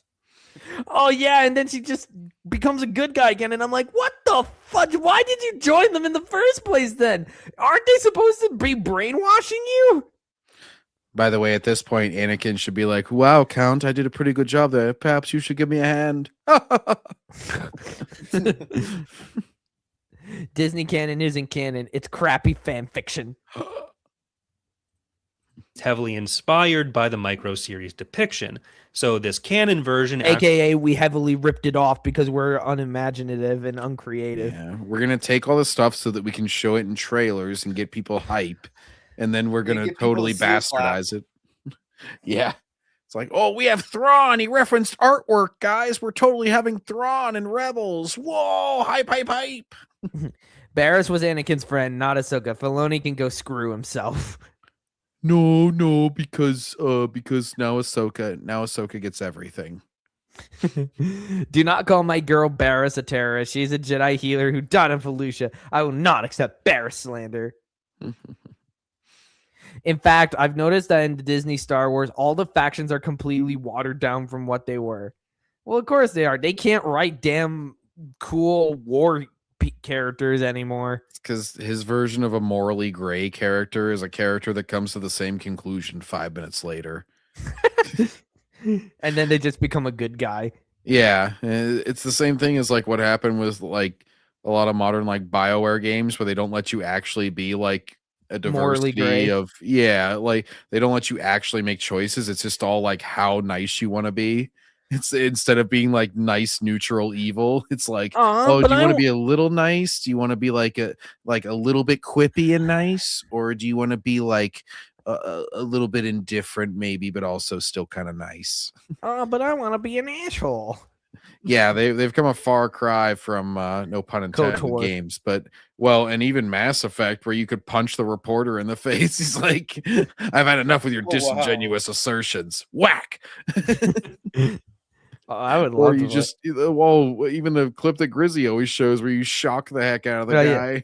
You're shilling too hard. I forget what the context of that is, but it's like you're trying to torture him for answers, basically, and that's like a renegade trigger. I'm pretty sure is you can just choose to shock that crap out of him. You should never use Disney canon for information on Star Wars. Yeah, that's basically just a cell phone. You're gonna shoot yourself in the foot with that, which he's already done like multiple times. His foot's got to be ashes by now. Unless you're doing it sarcastically like I do to make fun of it. Well, of course. You're too cool for that, John. With the late Legends version. The difficulty here is that there is always the chance that a new piece of media will directly depict the knighting, since that hasn't actually happened yet. It happened yet. It actually did happen several decades ago. So you can go screw off. Specific canon media. It's just something that gets referenced. All of this effort went into Anakin's knighthood just for him to throw it away and become a Sith. What a tragedy, or a waste, as Verger might say. We'll talk about that in, I think, our next video. Except he would end up saving the galaxy from the Sith and giving way to a new Jedi Order that's better in every way. So it wasn't a waste. Godspeed, Anakin. How embarrassing. How embarrassing. Also, I don't know if y'all noticed, but why do TCW ARC troopers have those weird gray chest plates? Ruins the aesthetic. Yeah, why have a chest plate attached to your chest plate? That seems counterintuitive. Ask any woman who has implants. He might talk about the Vergerie retcon or something. Oh, Lord. All right. So, so we are done with one fake Star Wars fan. So let's move on to another fake Star Wars fan. Who's next? Lucky Kennedy. Good Lord, this is going to be fun. Going after OG. He really triggered OG. That's sexist. Yeah, she's bringing out the big guns this time. Yeah, she felt really uncomfortable. I mean, like they always do this. Whenever they go after the Gatekeepers Alliance, it's only her. It's always only her. Like Griff Trooper, I think his biggest beef is with OG and not anyone else. Like tons of people just keep going after her, and Lucky is the most persistent. Like it is unsettling. I just want to read this tweet real quick because, oh my gosh, how terminally online do you have to be, like, to get genuinely angry that someone blocked you after, like, you attacked said person twice completely Attacked. unprompted. What does that mean? Dude, you cannot say anything about being terminally online. You came back to what you called a Nazi platform after you said you weren't going to be on it anymore. So you're already like, your word means shit. So and I'll tell you that, like, and he did try to get her deplatformed, basically. Like he's and he's like, literally, he's just reposting the same unfunny, debunked crap that he's already posted on his YouTube and elsewhere. Like, he's been trying to do the whole. Been trying to post. He posted a clip of me supposedly admitting I'm a Nazi. Because he's still get sarcasm or idioms. So he's like a little micro repeated version of the what was that thing that tried to deplatform like Nerdrotic, Ryan Kinnell? Acolyte. No, it was a letter from Rewriting Ripley. That's what I was thinking. Yes, of. Rewriting Ripley. Yeah. That was the letter. After the Acolyte got canceled. Because like they tried to do that, and then they all got mad and tried to play victim after people were like, "Well, I've never tried to deplatform you. I'll insult what you say, but I'm not going to try and take away your livelihood." And I mean, like, shoot, I am not above you guys taking pot shots at us. I mean, obviously, you've got nothing in your chambers. You're just shooting off an empty gun. It's like, and for the crowd that is now over the past like probably year and a half crying about censorship and how like, oh gosh, Bad Orange Man's trying to censor everybody. It's like, well, you guys are the only ones in this space who are trying to take away anybody's platform. I mean, shoot. Melvin even had people wishing death on him for what he said about Andor. His laugh was so performative. Like, at least don't sound like Script Trooper. One. Pedo defenders is his worst claim. It was because I instantly believe any screenshot that I see. I'm actually happy to talk to him about canon. I don't need to bring up any beef. Yeah, well, he's going to bring up beef regardless. Thing is, they always make it personal, though. It's like you can start talking about canon, and then as soon as you insult the canon that he likes, he'll be like, "Wow, you're just hateful, and you should probably be kicked off the platform. I'm gonna go blah blah blah. I'm gonna make this post like report at this you to point. YouTube." He barely like for some reason I'm not blocked by him, so it's like weird. He doesn't really respond to me. I think the last time he called me a bitch, so it's like it's really weird because it's like you block OG, but you don't block me. Weird. And be angry that they blocked you. Like, what the fuck? Okay, I'm gonna read this tweet. OG Star Wars, aka the fraud. Well, maybe the reason she's upset is because not only did you block her, but you continue to bad mouth her. Yeah, you can't keep talking about someone after you blocked them, because blocking someone is basically like, I don't want to talk about you or to you anymore, is essentially all you're saying. And so then if you keep talking afterwards, it's like, now if somebody blocks you, then you can certainly keep talking about them. Like I did with Birdman, where oh yeah, you scored a major W. he blocked me, and I said, well, thanks to Birdman, the blue whale's vagina is now the second biggest pussy on the planet. Which is admittedly a stolen joke from Mr. Nux, but you know, I think it's a pretty good joke. So, and then you know, he's just projection the channel and everything, and it's pretty funny because I'm like a, you know, whatever I am, like a couple K sub, like nobody channel, and he's like, must block and must preempt the strike, and I know he removes comments too all the time. Yeah, I actually want to go after Birdman at some point. I got some of his Supergirl videos on my and then lately playlist. He pissed off Asmongold and ended up getting yeah, I've been following I've been kind of following that because it's like Kinoflex uploaded his first part of his response to them. It was awesome. I couldn't believe when I like went to his channel for something to like scout out for a potential video for something, and it was like, oh, you can't comment. It's only subscribers and members now. And I'm like, oh my gosh. And I checked like a really old video, and I was like, oh, he turned every video to that mode. He can't even take the heat.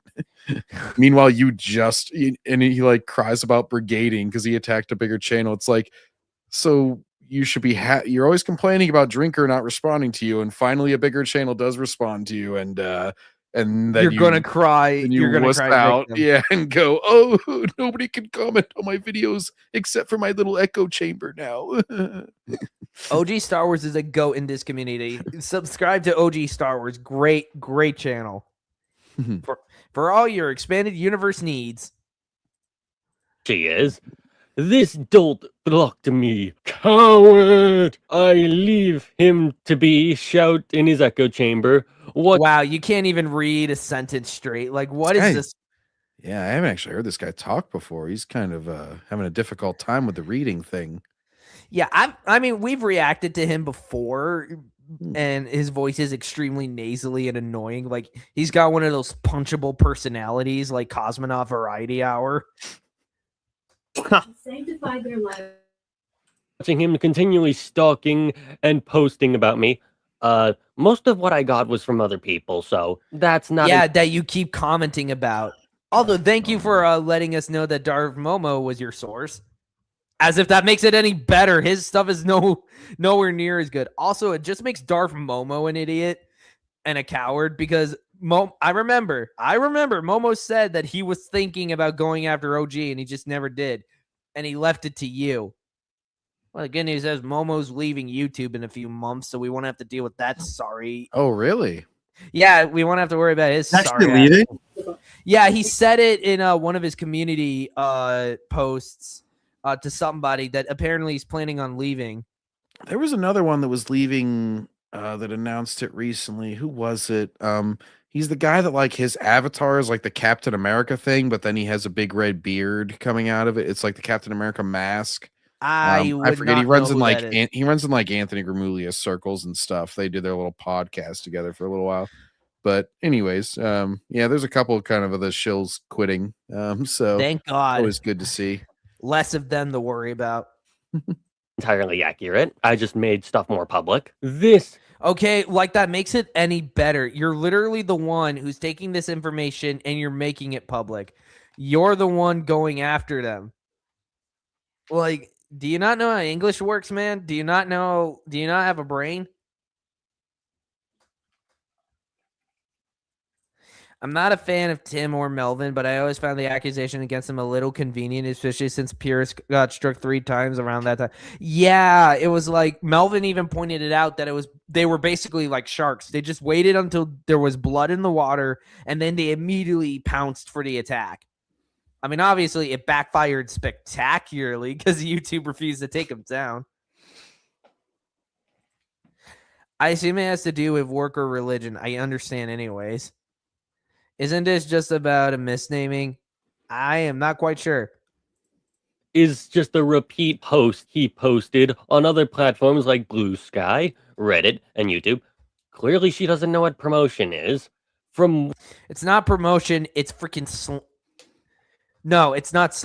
No, it's not slander. Slander is spoken on printed libel. It's like you're committing libel, dude. And on top of that, it's like you're not tagging her. You're hiding. You're trying to attack her, but you're not. You're acting like you're running to anybody who will listen because you are so desperate to defame her, rather than try and actually, challenge her on any of her viewpoints. You just consistently get yourself shot down. Hell, you shot yourself in the foot with one of your pieces of evidence against the EU. The Dark Empire West End Games book that you tried to use as a source literally contradicted you. What is shared to me? Oh, so you didn't look at this yourself? You're just going off other people's word about what I expect, to be honest. Actually, we make her aware of it. She actually does read it. But she doesn't...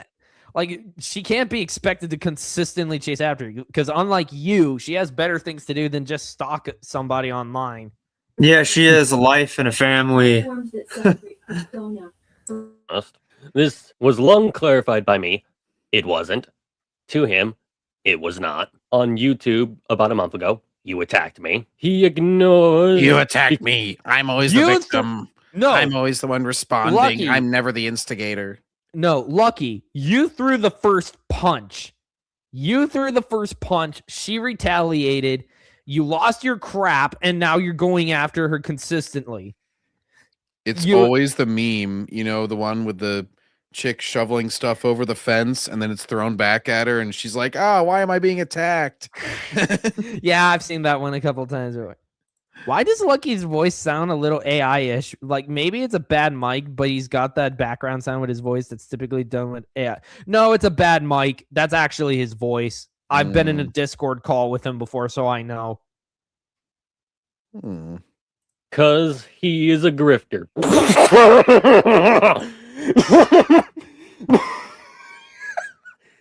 Dude, you're literally just grifting off of the typical, people who are anti-Disney Star Wars have to be right-wing Nazis or some crap like that. You literally go along with Darth Momo on trying to discredit the EU. And you also sided with my evil twin because, of course you do. You hate me just as much as you hate OG. If not, maybe slightly a little more. And I mean slightly because you've made more videos about me than you've done about OG. But that's a guess. That's a guess. What? Oh, yeah, that really sounds like a forced laugh. Like, he's really trying there. Here, watch me. Yeah, like, what is that loud squeak? See, it's really easy. Yeah. I mean, shoot, you all you literally have to do is something like this. I mean, that probably gets the point across. Like, and obviously, if you can edit this together, you surely could have just put a laugh clip in there instead of just making yourself look like further of an asshole. As Mark Hamill's Joker would say. That is fucking rich. That is so fucking rich coming from you. Oh my god. Okay. He's like half his coping. video is just him doing a fake laugh. This is pure copium right here, guys. This is a great example of pure copium on his part. He's got to have entire tanks of that stuff lying around wherever the hell he's recording this. Like, he's consistently like huffing and puffing. He's like the big bad wolf, except he's not blowing anything down because he gets no action on his Friday nights. Oh! Yeah, I said it. The funniest thing about this is, I would have given her the benefit of the doubt if she had said, "Oh, my bad, my source was wrong. I'll make a statement on that and move on." So you basically are like, I would have been fine if you apologized to me. Dude, you are so full of yourself. So God. guys, actually, it looks like he's responding to another video, but actually Asmongold made a response to this one too. Oh, are you talking about Birdman? No, this is just a joke video that I linked in the private chat because Asmongold roasts some random reporter, but I'm probably going to clip out this and just zoom in on his face because it's just a string of insults towards the guy after he has this question. It's actually linked with the timestamp. I didn't know you could do this on YouTube, but it says start at whatever time you're at. Oh yeah, I literally just pulled it up. I got something from Melvin, and I got something from some other dude. This is what I use every time I just need to insult a shill now, is I'll just pull up this clip. When the hell did I ever watch something from a guy named Monument? Monument? What? Monument. I don't know. What the? Hang on, I'm all over the place. Give me a sec to get back to this video. Oh, no. Literally, that's all she. It's a 3-minute video, and he spends about a third of it doing his fake laugh. That's how much time he has to waste in a 3-minute video, apparently. Very big of this guy's not even bringing up any information or anything. He does not want to have a civil conversation. He just wants to fire off whatever he's got, and then he thinks when you don't have an argument, you just gotta do that. He constantly keeps getting slapped down. It's like he's trying to throw pebbles at a giant, like, combiner-sized robot, and it's like, like, get out of my way, fly. He's like, I am directly beneath enemy scrotum. Except this is OG, so she wouldn't have one. Well, I'll just say the whole GKA, since that was like a big combiner that guy was underneath, right? So it's a bunch of people. Devastator. Yeah. He's taken pot shots at the JKA in a broader sense, but it's always been OG he specifically targeted. Well, that's because he's clearly racist against Native Americans. And sexist against women. Exactly. He'll be like, I never said that. That's libel. Revenge of the Fallen reference? Yes, Revenge of the Fallen reference. We make those here. Statement on that and move on. Literally, that's all she needed to do. Instead, she had 3 meltdowns, not counting this one. And now. And of course, he's not going to show said meltdowns because they don't exist. Well, he considers that a meltdown, like posting a text response saying, like, calling out the dude for blocking. Like, he's like, what a meltdown. Oh. By that logic, he has had hundreds of meltdowns. Hundreds, because I've seen him like he's crashed out on the Discord, he's crashed out in my chat in one of my live streams, he's crashed out on his own damn channel, he's crashing out on X, he's crashing out all the time, dude. Oh, Iron, guess who's here? Darth Watts. The Disney EU was never canon. I agree. The Disney EU does suck. It's all filler. They made like 9 Thrawn books. Nothing happens. It was never canon. Agreed. Disney Star Wars isn't Star Wars.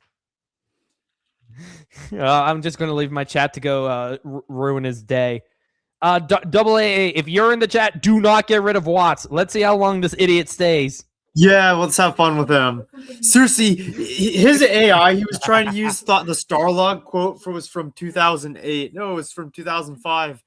And his AI that he was trying to use thought that the Cinescape quote was from like 2005, but it was from 2001. So it's like, why should we listen to this doofus? This lollipop brain. AI gets stuff wrong all the time. It is funny. I need to get the clip of "You can't even read" that I saw Noms use a couple times. This one where she calls me the grifter after having 3 meltdowns after I, brought to light, she lied her ass off. Or maybe, again, we ripped that video apart. She made a mistake. But why the hell should she admit that to you, given your behavior? Mm-hmm. I never used AI. Sure, buddy, sure. We've seen how you talk before. You speak like a complete and total retard. Plus, I think it was Bunts in Scran server who put your Darth Watts. He put your stuff in an AI detector, and it came out 80% AI. So he checked it. So, want to come up with any other lies, dude? Oh, good one, Darth Twats. I have like one of the best audiences in the world and some of the best co-hosts a YouTuber could ask for. Like, literally, I am blessed. I said I never used AI. Well, you're a big fat filthy Yes, we liar. know what you said. It was you being called a liar. Do you understand what lying is? Like, well, AI has a specific syntax and feel when you look at it. Because you're a liar. He's like a person from that I forget what it was called, but there was a Ricky Gervais movie where like he's in a world where nobody can lie, and then he like just starts doing it and nobody can understand what he's doing. Like they're like, "Oh, you said something that wasn't true. Like, what's up with that?" He's trying to learn. He's like, "But I said that's not true." That is not easy to prove. It's not easy to disprove either. And seriously, Darth Watts, you're the guy who thinks that anyone off the street, like some hobo, could write on a piece of scratch paper and give it to George Lucas to be made into a story. That's not how it worked. Only professional authors were contracted and hired to write. Yeah, not some rando kid off the street. Yeah, This there ain't wasn't the like 60s. fanfics going on. Then again, I question this woman's reading capability by just going off her tweet. You think women How do can't you- read? Wow. Wow. What is this, the Confuse 1950s? Jedi with Sith. Like, how? Maybe she had an autocorrect problem. You don't know. Oh she my she gosh. definitely, because she said it before that she, English is not her native language. So it's like, dude, she's doing the best with what she's got. It's like every once in a while you're gonna mistype or misspeak or whatever. And maybe it's because she's hot, but this is why I forgive Snarky J for saying extended universe. I'm like, maybe a little slip. I mean, if one person did, it's fine, but it irks me that every single person says extended. That at that point, it's got to be deliberate. Yeah, the intent was there, and I know. It's better than saying if she needs to come to my house and we can discuss it together to better educate her, then I'm totally willing to do that. I'm willing to Maybe make over that a candle, sacrifice. maybe over a candlelit dinner for two. Yeah, who knows? But I'm just saying, I'm willing to make that sacrifice for her. Even James Rolfe, when he and his buddy Mike were talking about and playing, what was it, Shadows of the Empire in the N64, even they called it the extended universe. Oh God. George Lucas said he was never going to make any more Star Wars movies since Revenge of the Sith came out. Yes, we all are in agreement with that. We know that he said that many times, and he even said in that clips you keep denying Watts that he was never going to do it. What is even his point with bringing that up? What does that even have to do with anything? I think his computer's fried, so he has to give his AI time to boot. Come on, baby, don't die on me now. This is like a bot that appeared in Ryan's chat the other day. He was like, "Oh, I'm so happy to be Canadian. Aren't you embarrassed?" And like he responded to it the first time, and then I think he realized it was a bot. It just kept repeating the same thing. Nobody wants to be Canadian, idiot. Nobody wants to be a Canadian. Brain dead do you have to be? OG Star Wars. Lucky, you're the very definition of brain dead, so I wouldn't be throwing stones, buddy. I literally outed you for using a Dark Empire quote that shoots you right in the foot. So, my guy. Yeah, there was even another quote like you used on that, list of quotes that actually proved that there was one universe. When George said that, of course, people are expanding this universe. He doesn't read, that's why. Bro can't read. His Twitter is something to behold because she will get into fights with literally anyone. All of us do that. Yeah, She's I'm not the guilty of only that one. I probably fight too many idiots that aren't ever going to actually John change does their it. mind. I do it. I got into actually probably my first civil argument for a while with a dude on X a while ago. Earlier before the stream started. But it's like, John and I were literally throwing hands with that one crazy woman who loves the Separatists for some reason and hates the micro series. It's like, yeah. Everyone gets into a fight on Twitter. It's not, out of the ordinary for anyone to do that. Mm-hmm. Also, I've been a Star Wars fan since long before Disney bought Star Wars. Yeah, well, you threw your privilege as a Star Wars fan out the window a long time ago, dude. Mm-hmm. You don't deserve that Darth Vader PFP from the Force Unleashed 2 trailer. You don't. Including people with much larger follower bases than Keep her. my face out your motherfucking profile picture. He pulled a Will Smith on him. Vader did. Also, now he's trying to argue. Now he's trying to say, "Oh, she's going after people with larger followers than her," and I'm like, okay, that shows that she just has bigger balls of steel than you do, and It's- she's a woman. If you complain about brigading after that happens, then that's a little bit, but like, quite frankly, everybody's going to have more or less. So you're always going to be like, oh, you're attacking someone smaller. Oh, you're just trying to grift off someone bigger. Like, if you're absolutely obsessed with someone and trying to get them to respond, like Birdman with Drinker or something, then that's a little sad. And then he also demonstrates he's a hypocrite by like, then the big creator does respond to him and he gets mad and shuts down comments. Like, that's whenever you give somebody shit for that. You don't just give somebody shit because they're like, oh, you don't have the exact same amount of subscribers, so that's bad. I mean, shit, we go after people bigger than us all the time. I'm only sitting at like 106 followers. Whenever you're first starting, what choice are you going to like search out some channel that has like 50 subs and be like, I'm going to go after this guy? Like, obviously it's way more prevalent and like relevant to go after someone who actually has some sort of voice in the shills. Just because I like some of Disney Star Wars doesn't make me any less of a fan. You're right. It makes you a complete and total fake fan and a Rey lover. You love Rey. You love Rey. Smug Redditor liberal waging a crusade against a Native American woman over Star Wars. That's not very progressive. I'm just picturing the meme of like the guy with the like Reddit mod hat on, and it's like the little fat Wojak with the shitty beard. Yeah, that is got a source. Not a fake fan. Yes, you are. Only a matter of time before she pisses off the wrong person and faces a royal roasting. Ooh. Yeah, it'll be a cold day in hell before that happens. I mean, if you can't take her down, nobody can. If Sheev Talks can't take her down, then nobody can. You guys are literally just dominoes for us to tip over. You guys are nothing. It's the reason why this is less of a war between real fans and fake fans and more of a freaking slaughter.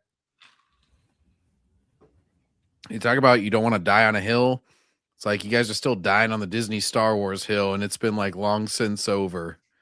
Like, yep, they haven't even come out with a movie since 2019, and their new movie that they are going to come out with is going to bomb. Is almost guaranteed to make under 500 mil, whereas we used to talk about billion-dollar hits. To the point where they're already making excuses about like, oh, see, box office doesn't matter anymore. It's all about the streaming numbers. The hill at this point is gone. Yeah, we just shot it so many times it's literally just gone.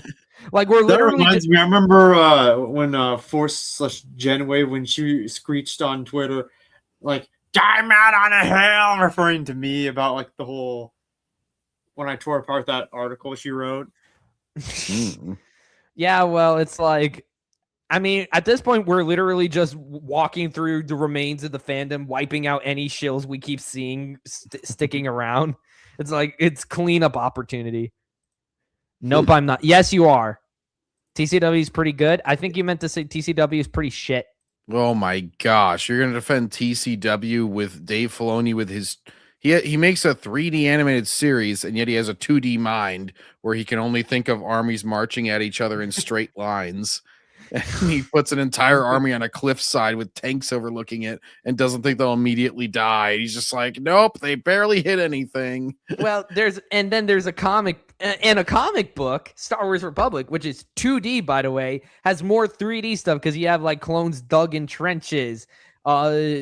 Walkers being unable to walk in mud because they can't the mud's jamming the inner workings. It's like it's a lot more. I mean, the Tartakovsky one is technically 2D, and it's like that's way more 3D in its thinking. Like Filoni's problem is that he never has anybody like do a flank in a battle. I mean, like he only ever has them march straight at each other and shoot at each other, and they don't even like. They barely use cover. It's like the most mundane battle sequences ever. And that's just the choreography. Forget about all the characterization. Not a fake fan. I've been a long-time Star Wars fan. Even wanted to be like Obi-Wan Kenobi as a child. Yeah, well you failed. You wanted to be like the negotiator? Bro, you can't hold an argument without resorting to an AI. I'll be the X response to this. It's like your fictional character would hate you. Oh my god, that is so immature and childish. JJ plagiarisms learned this the hard way. Except JJ Plagiarisms is a legit nut job who we don't even acknowledge him. You know, he's better off like, yeah, you can have this guy, toss him to the wolves, and he just gets ripped apart because Obi-Wan Kenobi would see this guy in chat and just be like, "Oh dear." I never resorted to AI to write it for you, dude. He wrote the And it prompt looks like in OG's AI though, so he wrote it all. JJ Plagiarisms learned this the hard way. And it looks like OG Star Wars might learn it too. Oh, look at you acting like such a big shot. Like this is just something you do on the regular. Narcissistic much? Like, dude, you haven't been able to debunk a single one of her points. He made a 3-minute video where he laughed at an X post. I don't know what more you want. Fake laughed, by the way. It wasn't even a genuine one. I can't wait for him to figure out that I responded to him, and I even have his face in the freaking thumbnail, and he's going to lose his shit over this. That's all, folks. You're not Porky Pig. Shut up. All right, I want to see what the heck John shared in the private chat. Just a very short clip. This applies to any shill if you just want to throw him a string of insults. Question here, sir. What is your message to the people of Minnesota who are still upset by the ice surge as well? This is just deal with it. Shut up, you bald bitch. Well, first of all, he keeps going.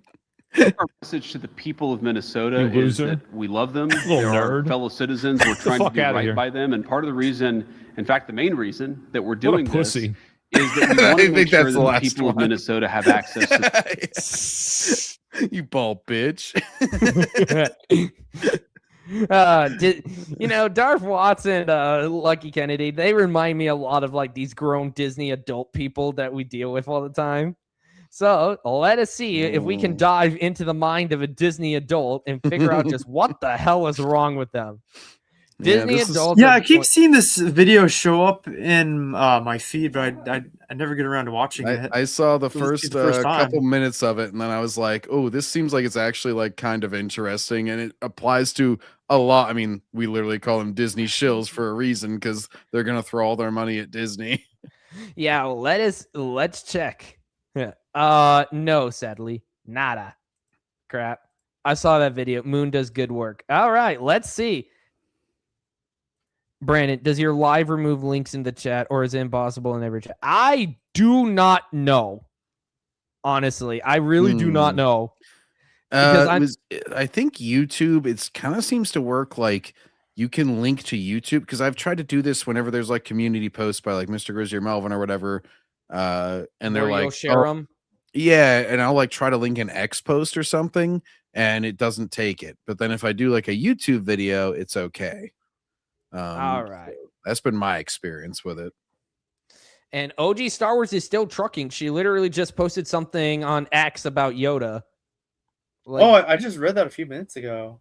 Yeah, she's still on trucking, still trucking. Like she's like a freight train. You can't stop her. For love or money. She's like Walter White. She just gets in his face. She's like, nothing stops this train. I mean, I just realized Lucky never addresses the fact that she told her husband, and that her husband is now looking into suing him. Yeah, you completely ignored it, left it out.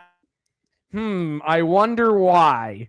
Better break out that fear. Oh, right. Sith have no fear, and I sense much fear in you. What OG says to every hater. Would you shut the fuck up? I can't do a YouTube video in this chat for some reason. Interesting. Try and instead of posting the link, try and tell people what it is. The workaround also that I've seen, you can just like put in quotes and like the title so that it would be very easy to search, maybe. But also I've seen people do it where like they'll go like, oh, remove the space, and then that becomes the link. So then you just like copy paste and remove the space, and then you link to the video, because then it's not like technically a link, so they don't remove it. But defamation lawsuit, I called it. Well, defamation is defamation is harder because you have to prove that somebody like negatively affected your like following or income, I'm pretty sure. And that's why I said like, oh, these guys would never sue for defamation because they're too arrogant. Like they would have to all these guys are threatening like lawsuits against like, you know, GKA or like Kino or whatever. I'm always like, well, they're too arrogant to admit that they were actually affected by this, so they're not going to sue for that. I don't know how people can justify spending thousands of dollars at Disney. You used to love the parks back in the 90s, you know, when it was good. But even as a kid, I knew spending thousands is crazy. I mean, shoot, I've seen compilation videos where it's like all the rides just keep breaking down on the regular. Like their president's attraction. Oh, yeah. The like that one's legendary for breaking down. That one never works properly. I went in 2018 was the only time because I was in Orlando for a business meeting, and we went one day at the Hollywood Disney, and then we went one day at the what was the other one? Epcot, where like it has all the nations and stuff. And then we went to Universal, which Universal was probably the best out of those three, even back then before they added a lot of the current stuff, because like the Harry Potter land and they had Spider-Man too. Oh, and the Jurassic Park was really cool. You go through the gate just like in the movie, and it's playing the theme. And then they have like and then they have the eggs hat. It's like behind like a plexiglass wall. They have all the scientists working with the eggs, and they have the little animatronic raptor come out. So that was pretty cool. Meet one of my trolls. Meet one of my trolls, Charlie Kelly, the Rat King, new enemy of the week. Ooh. Can y'all see chat? Yes, Star Wars Guy 1. We can see you in the chat. Star Wars Guy. Universal Studios was better, at least when they had Back to the Future and the original Jurassic Park rides. Okay. I didn't get to Back to the Future. I did get to go on the Spider-Man ride. That one's a great one. Yeah, that was pretty cool. And then the Harry Potter ride in the castle with the flames and the dragons and everything, that was pretty cool too. All right. Okay. Let's go. Walk around a Disney park today, and you'd expect to see excited children dragging their parents from ride to ride.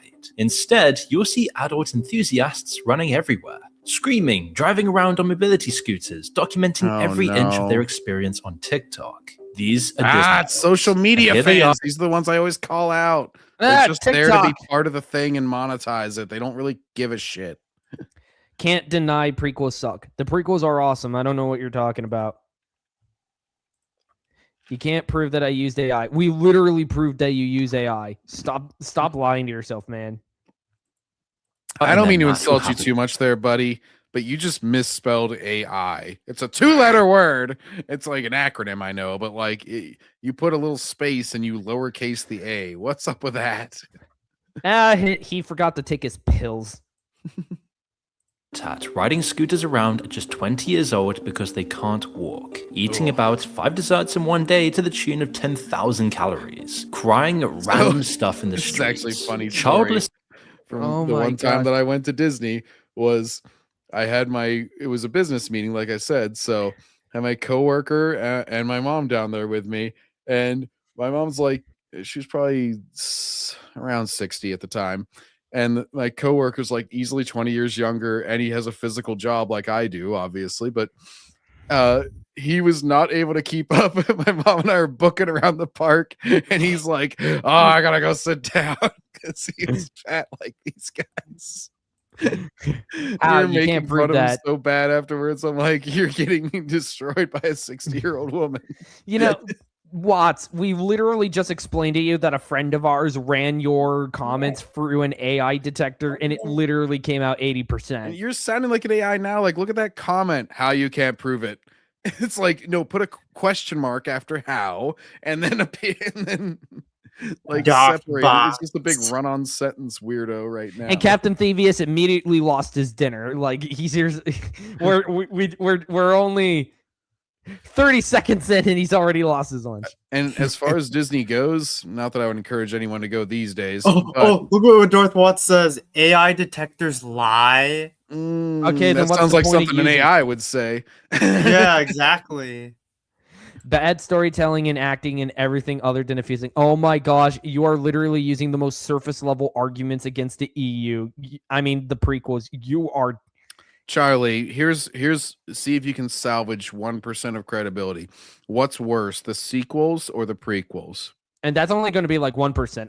I have like literally no respect for you, Yeah, man. I'm just trying to establish a baseline. We can work up from there, but this is a really easy one. Really easy. You'd have to be a retard to not understand that. It's sort of like, if you go like, all right, we can have a conversation about laws, but I don't think we should go around shooting people. It's like, let's establish a baseline first. That's Okay, a really easy stance to take. Okay, he has 1% credibility. Oh my gosh. Can't lie of it. Oh my god. At this point, Watts really... This is why we call you a stuck record robot, because all you can do is repeat the same thing over Sound like and Roman over gaming, again, jeez. Darth Watts. Adults now outnumber families at the parks. Some visit hundreds of times a year. Some even quit their jobs and relocate to Orlando to go every single day. And this is why it was good to go in February, which is when I went, which is luckily when we have our business meetings. Oh my god. Because there were no lines there. And all the locals thought it was too cold because it was like 65 degrees or something. And then the one thing I'll say as far as the people eating the donuts and stuff, those are probably the best value there because everything's ridiculously expensive. And it's like, I think it's like $5 or $7 or something for one of those giant donuts. Do you think this is then reality? It's all a Disney cult. Well, they literally established historically, companies would get in trouble for giving like company credits and establishing like these little towns where you only got paid as much as like would sustain you in the town, and you had like no excess income. Disney like literally was doing that for a while, and then like DeSantis took away their privileges at a point because they were fighting him on the one bill. But it's they basically they had like a little fiefdom established in Orlando. They were given a lot of privileges by the state and everything just because they brought in income. But yeah, they got some weird practices going on. All right. Hey, Charlie the Rat King, watch this. If you think that nobody can bring up a defense for the prequels, watch this then. That I'm sending into the chat right now. See if you can defend it. Lucas almost ended up doing a sequel trilogy back in the 1980s. Howard decided not to move forward with it after Return of the Jedi. Okay, and that just sounds like are you an AI, sir? He's got to be. I mean, you're literally just posting like wiki facts right now. It'd just be funny on the surface. It might just seem like some stupid, immature people. But it all begins to fall into place when you realize that Disney is an empire, one that spread its roots further and wider than any other company in history. It's consumed some of the most beloved franchises in modern culture. And destroyed them. This is reminding me of like Metal Gear Solid right now. You know, like the Patriots. I am super surprised. I am super surprised that they have not destroyed their own mascot at this point. Mickey Mouse somehow still stays intact. Oh, well, my copyright's running out. Oh. You're free. You're free, Steamboat Willie. Fly. Yeah, now they can make shitty horror movies of you. That nobody's going to watch. Star Wars, Marvel, Pixar, The Simpsons, Indiana Jones, and Indiana.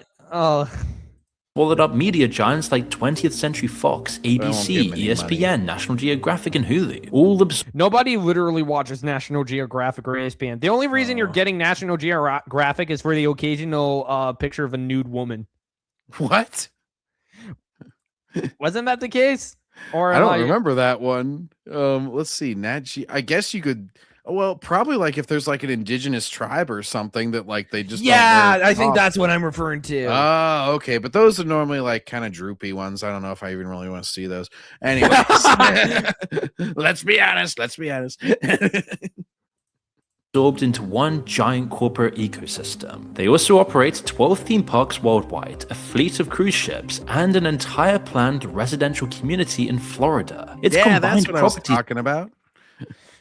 You know what? Watching this, it honestly making me want to, just leave this planet because it's like it's not going to be very long before we're all owned by Disney.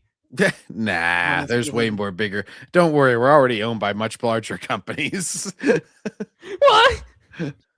I don't want to be. I'm owned by no man, no company. I'm my own person. Damn it, I'm a red literally blooded. Google that we're on right now because they own YouTube. They're much bigger than Disney, so I wouldn't worry about Disney too much.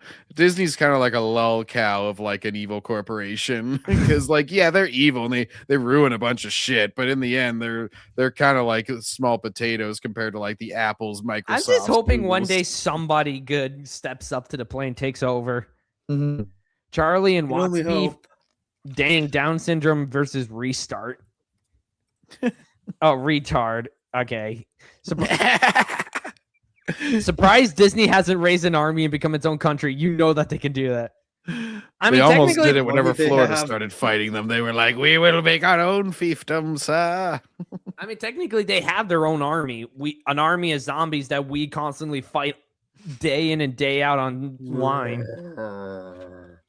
We're the plants. They're the zombies. They've got a shill army, and we need to take them out. You know, we need to end careers. That's what we need to do, because that's what I do. I end careers. It reminds me of when that one viral Snow White comments video went. Disney used to make people famous. Now it ends acting careers.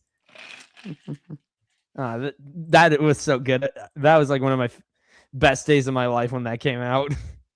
Attract over 150 million visitors a year, more than any other major attraction on the planet by an order of magnitude. Yeah, and it's like the only way they're making their money back for some reason. Does that count the repeat?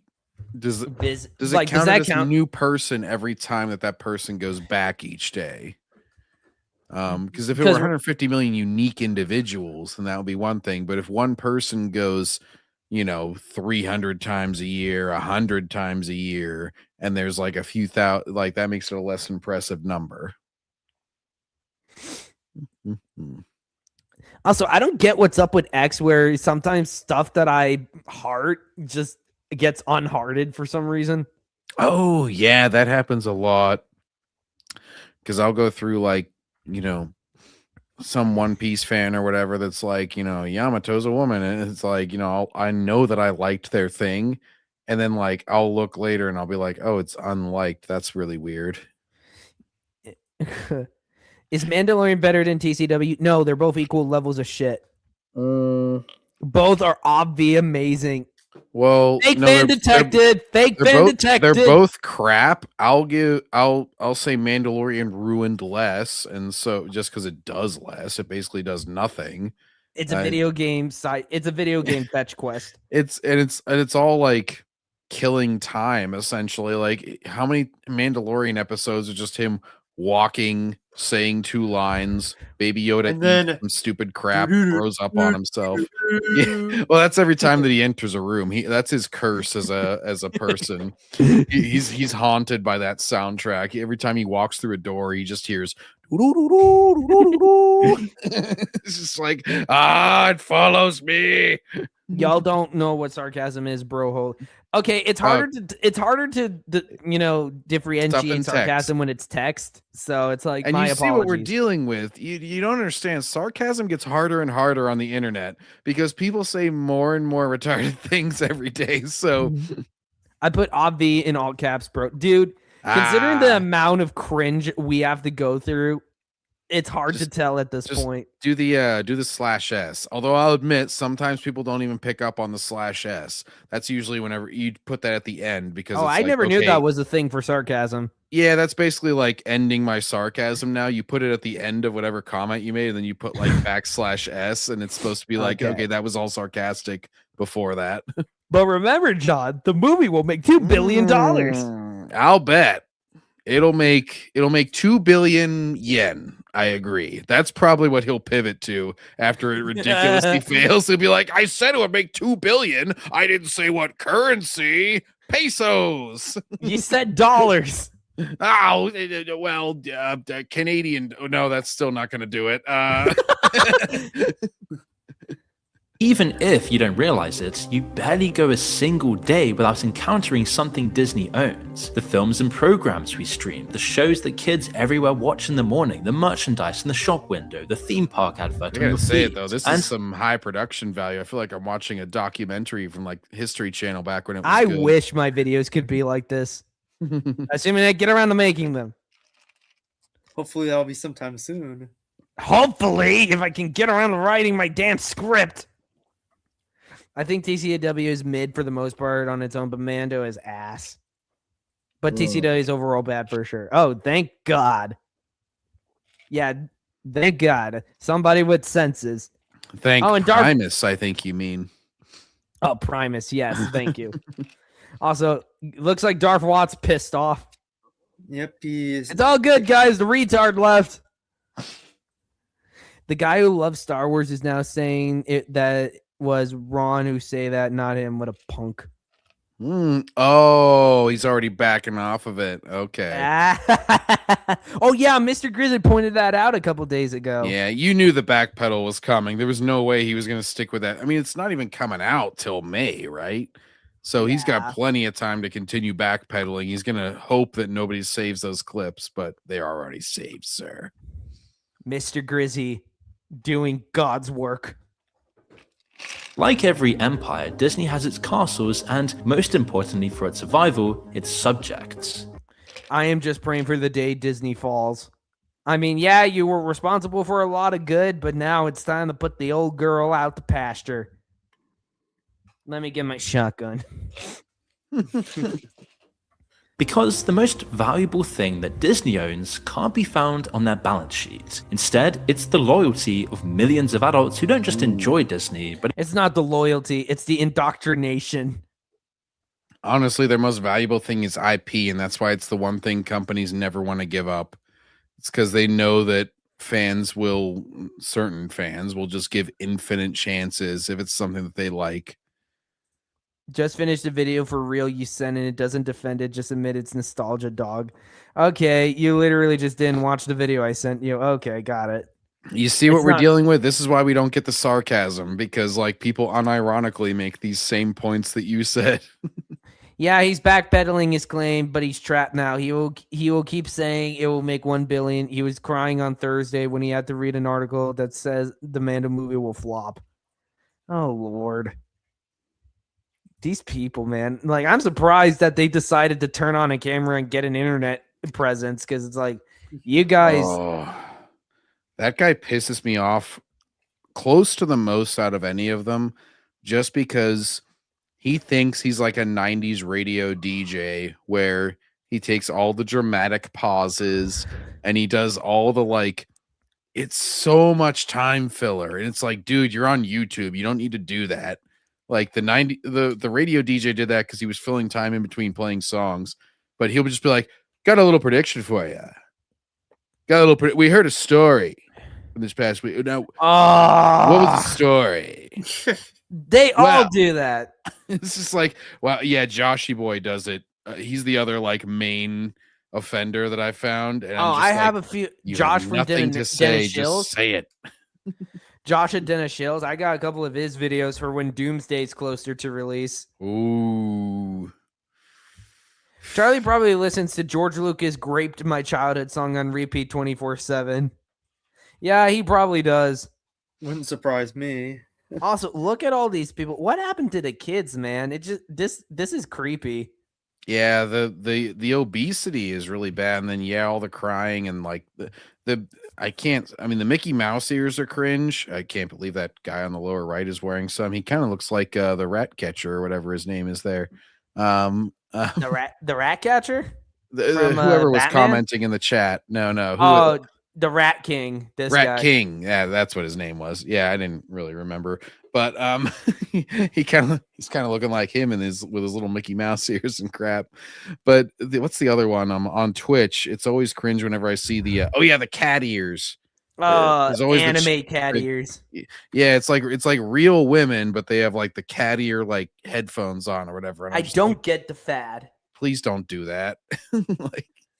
Walt Disney would be so ashamed with how his company turned out. Yeah, he's rolled Actually, if it wasn't for the fact that we all know for a fact that his head is cryogenically frozen, he'd has spun into the ground so much that he'd burrow past the planet core by now. And then you go out onto the other side of the earth. It actually is how they power Disneyland right now, is how fast he's rolling in his grave. It makes like a power turbine. It's the same thing with Rings of Power and J.R.R. Tolkien.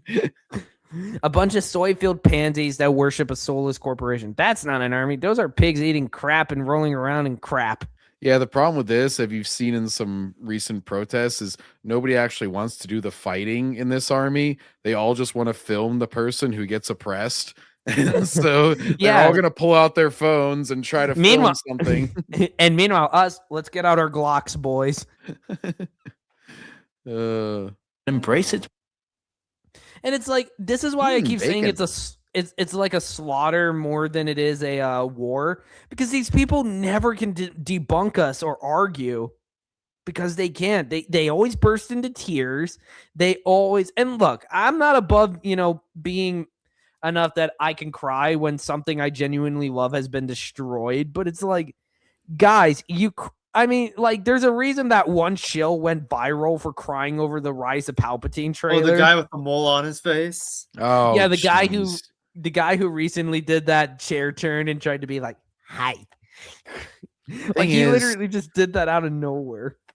There are some movies or piece of media, whatever, that can elicit that from you more genuinely. But the thing is, reactors and like content creators in general have ruined that, where you never believe it's genuine, because they will do it like Eric Butts with everything. You should never do it at a trailer. This goes all the way back to I think it was 2004 when they showed Twilight Princess trailer at E3, and there were a bunch of people in the crowd crying. And back then, everybody kind of clowned on them. They're like, why are you crying at a trailer? Like, if you reach the end of an actual game and you've had an emotional journey and you reach a great moment, maybe like, a character death or whatever, it's like, okay, then I kind of understand it. Don't do it at a trailer. That's like really stupid. That just shows you're really easy to manipulate and really emotionally shallow. Thoughts on Return of the Jedi? I thought everything about it was great other than Han and the Ewoks. I love that movie. I don't get the hate for it.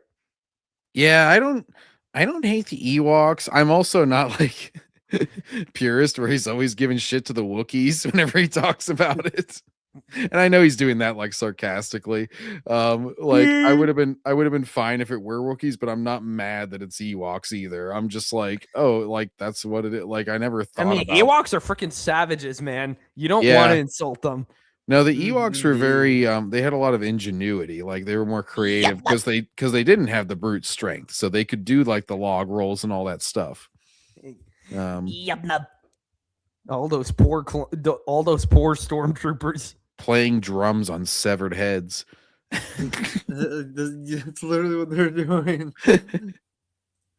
With every fiber of their being, where Disney has truly become. And I also got a picture with Jasmine whenever I was at Disneyland, because that was the childhood crush. So, well, that's a good choice, dude. I actually remember because I used to watch America's Funniest Home Videos when it was on like Netflix. And I remember they showed like these clips of this one kid who would get his picture taken with some of the Disney princesses. And just when they go in, they kiss him on the cheek, he literally turns his head at the last moment and he gets it right on the lips. Damn. Oh. Kids can get away with anything. Damn them. It wasn't Wookiees because Wookiees aren't primitives. George wanted primitives defeating Empire. Also, it was because budget. Because I hear it's budget. And because he said, oh, I want a bunch of midgets. I want to watch them run around on their little legs. Yeah, he loved it. He loved it so much he would have it done 2 more times in the goated Ewok movies. He's like, let me piss off Wilford Brimley. Let's bring him in. Of Disney adults as the subjects of the Empire works so well because this is a fantasy universe manufactured for subservience. I know this isn't a sports show, but just seeing Donald Duck reminded me recently. There's this Lakers coach who got really mad recently, and he was like bouncing up and down in his chair on the sideline. And the one guy I'm watching who like does the sports commentary, he's like, "Oh my gosh, he's Donald Duck right now." He's like, I couldn't stop laughing at it. I feel so bad for those cartoon mascots. They don't deserve to be part of the company that spawned them. No, considering what the company's become. I saw whenever Geeks and Gamers was out, it must have been Universal recently. I think they own Beetlejuice. Yeah, because it was the Back to the Future was there as well. Yeah, there was like all the actors going around, and a lot of the Universal guys like they can actually just wear makeup and still be like their actual person rather than being a big mascot mask. And the Beetlejuice guy, he was roasting Jay from Geeks and Gamers. He was actually really funny. Like, I forget what Jay said to him, but he basically made like a really like crude your mom joke. Like he was basically like saying that he was banging his mom. I mean, that is in character for Beetlejuice. So. Oh, and they caught it on camera. I'm like, I'm surprised that he's allowed to be like that crude, but also it's cool that and I know Disney would not allow that. Like, and then like the Doc Brown. Yeah, he clearly knew nothing of what he was talking about, but they were like, they started trying to talk to him about sports, and he's just like, "Oh yeah, that Josh Allen on the Giants, but you know he's a tough guy." And they're like, "Well, he doesn't play for the Giants." and then Ryan tried to save him. He was like, "Well, Beardo, he's just saying that because Josh Allen." Yeah, he it's was like hoping to give you one. I remember because this was going around a bit on It was going around a bit of on X, but it was like there was this famous actress who played the evil queen, and now she's getting fired from Disney because she was asking people, you know, to help her get more shifts. Oh, yeah, she because apparently Disney has a policy where if you break character, you get fired. Yeah, you know what? I've heard about this because I think it was John Roca used to work at like the Wizarding World, funnily enough, because now he would call J.K. Rowling like transphobic or whatever and refuse to work there. But like somebody went there and was like trying to get him to break character, and he couldn't. Like they were insulting John Roca a bunch, but he couldn't clap back. He just had to keep being in character. He was like, "Oh, I don't know what you're talking about. Oh, would you like a wand?" We're just like, "Yeah, you're a shill." Go to sleep, guys. Why do you always try to police people's sleep times, you weirdo? Daddy, is that you? Are you finally back from cigarettes? Charlie is trying to argue about Han being worse in Return of the Jedi in every way possible. Like, what? I don't get it. It's like Star Wars guy at the very least says he acts all soft and isn't funny, which are two huge contradictions. Well, him not being funny, it's like, I mean, that's more humor is subjective. And second of all, if he's soft, it's like he literally just came out of carbonite. And on top of that, you know, he is kind of soft around Leia, so.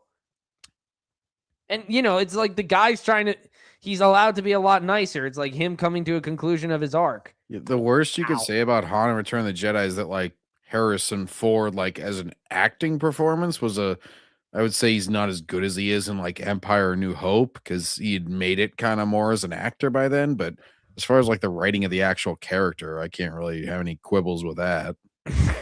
He is. What the hell you mean? Yeah, he just lost it.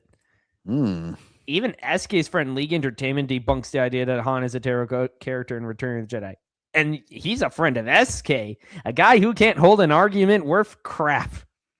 Yeah, SK's like, "Oh, you argued against me? You doxed me or something." Yeah, I don't bother with him anymore. Yeah. Want to make anyone subservient to your brand, rich, generally middle-class adults without any religion. Lady.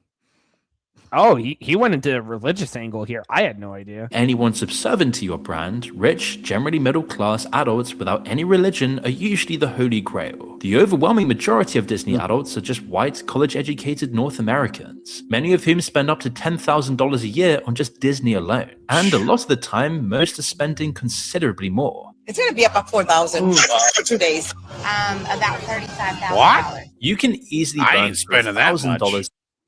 Why would anyone spend that much? Like, And where are they getting that money? Well, as a matter of fact, I got a free meal out of Disney whenever I went there because I signed up for this whole thing where like you got this like primo seats for this firework display at night.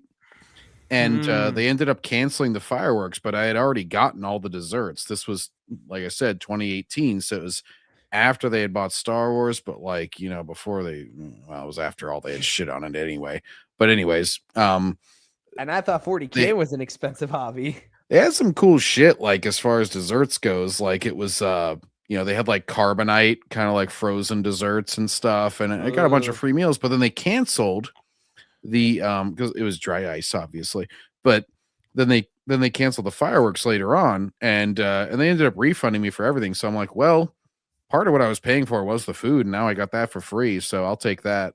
But it's like like a couple hundred back then. It wasn't all these thousands. I mean, shoot, I'd rather like I've spent like maybe hundreds on Transformers alone, and it's like I mostly get a good deal out of those.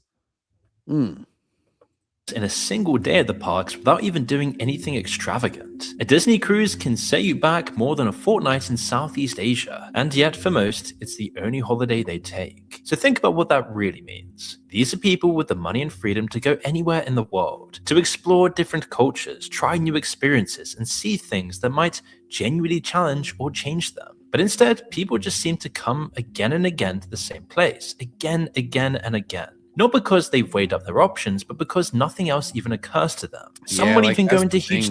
My like my mom had been there in the 70s, I think it was, whenever they first opened World.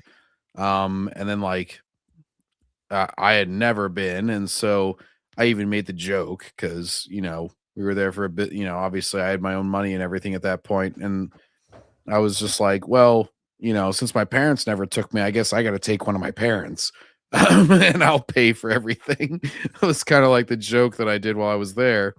And it was like, I couldn't picture going to this like a gajillion times. Like even all these like theme park channels, like the Geeks and Gamers like park and everything, where they go all the time to the same parks.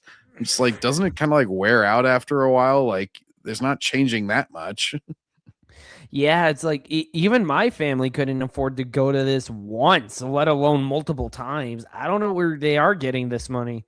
This definitely feels like a cult. Well, and it's just like your allocation of time. Like, oh, I got a free day. I'll go to the park that I've already seen 20 times. It's like, why? Why wouldn't you just like spend your time more wisely? I'd rather hit an arcade somewhere. Do something new. Find a new experience. Yeah, even if it costs nothing, it wouldn't be worth it. It's like Chucky. You could literally go down to Chuck E. Cheese and spend a day at the arcade, man. Yeah, Dave and Buster's, man. They got a lot of cool arcade games there. Anyone who disagrees needs help, low key. Okay, go seek out some help because seriously, you have the worst takes imaginable. Debt to maintain their Disney addiction, even when their salaries don't stretch far enough to cover it. It's all right. I got credit cards for that. 2,000 for the both of us. Oh, Caleb, my siblings watch this guy. Oh yeah, Wait, no, really? he gives the financial advice. Yeah, and he has like some legendary insults for people sometimes. My one criticism, my main like criticism of him is that he jumps around too much for my taste. Like, because he won't like really drill in on them on any one subject. Because I've watched several of his videos and I really like him overall. But like sometimes the people that say really ridiculous shit like this, he'll kind of like, you know, get on that point and then he'll be like, well, I don't want to be too mean to you. So then he like jumps to something, and I think it's to keep them in the room, where if they really got grilled on something, they would just like, you know, rage quit. Probably. But sometimes he's a little sporadic with it. So the passes were $2,000 for the both of us. What? For both of us. For fucking what? You spent $1,000 on just being at Disney. On here, $1,000 just on the Disney crap.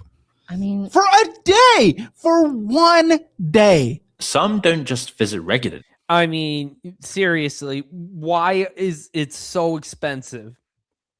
You can get for $1,500 I went to Mexico, like Cancun, with what's it called? All inclusive, an all inclusive resort. You spend $1,500 to stay there for like a week or a week and a half or something. Because I went, it was like a family vacation, and to be clear, like all inclusive means like anywhere in that resort, you go to dinner, the food's included. You go to get any drinks you want. You go to the bar by the pool or whatever. They have literal pool bars where you're swimming up to them and ask for, a double Jack and Coke or something, whatever you want. And it's all included. Like you pay the $1,500 and that's it for like your whole week. Yeah, I've had vacations like that before. Mm-hmm. So it's like compare that to Disney for a day. Where like, yeah, there's like, back in the day whenever they worked, like, oh, cool ride or whatever. But like you're spending a lot of time standing in line or just like trolling around. Holy cow. And on top of that, it's like some of the degenerate stuff that they get away with. Like there was a woman who was twerking at a Disney park at one point. Oof.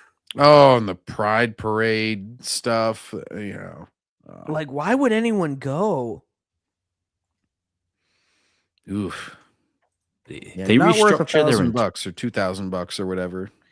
Oh boy. entire lives around proximity to the parks. From there, you can visit every day if you want, and some people practically do. How does visiting nearly 3,000 times sound? Well, that has been done by this man, Jeff Wrights.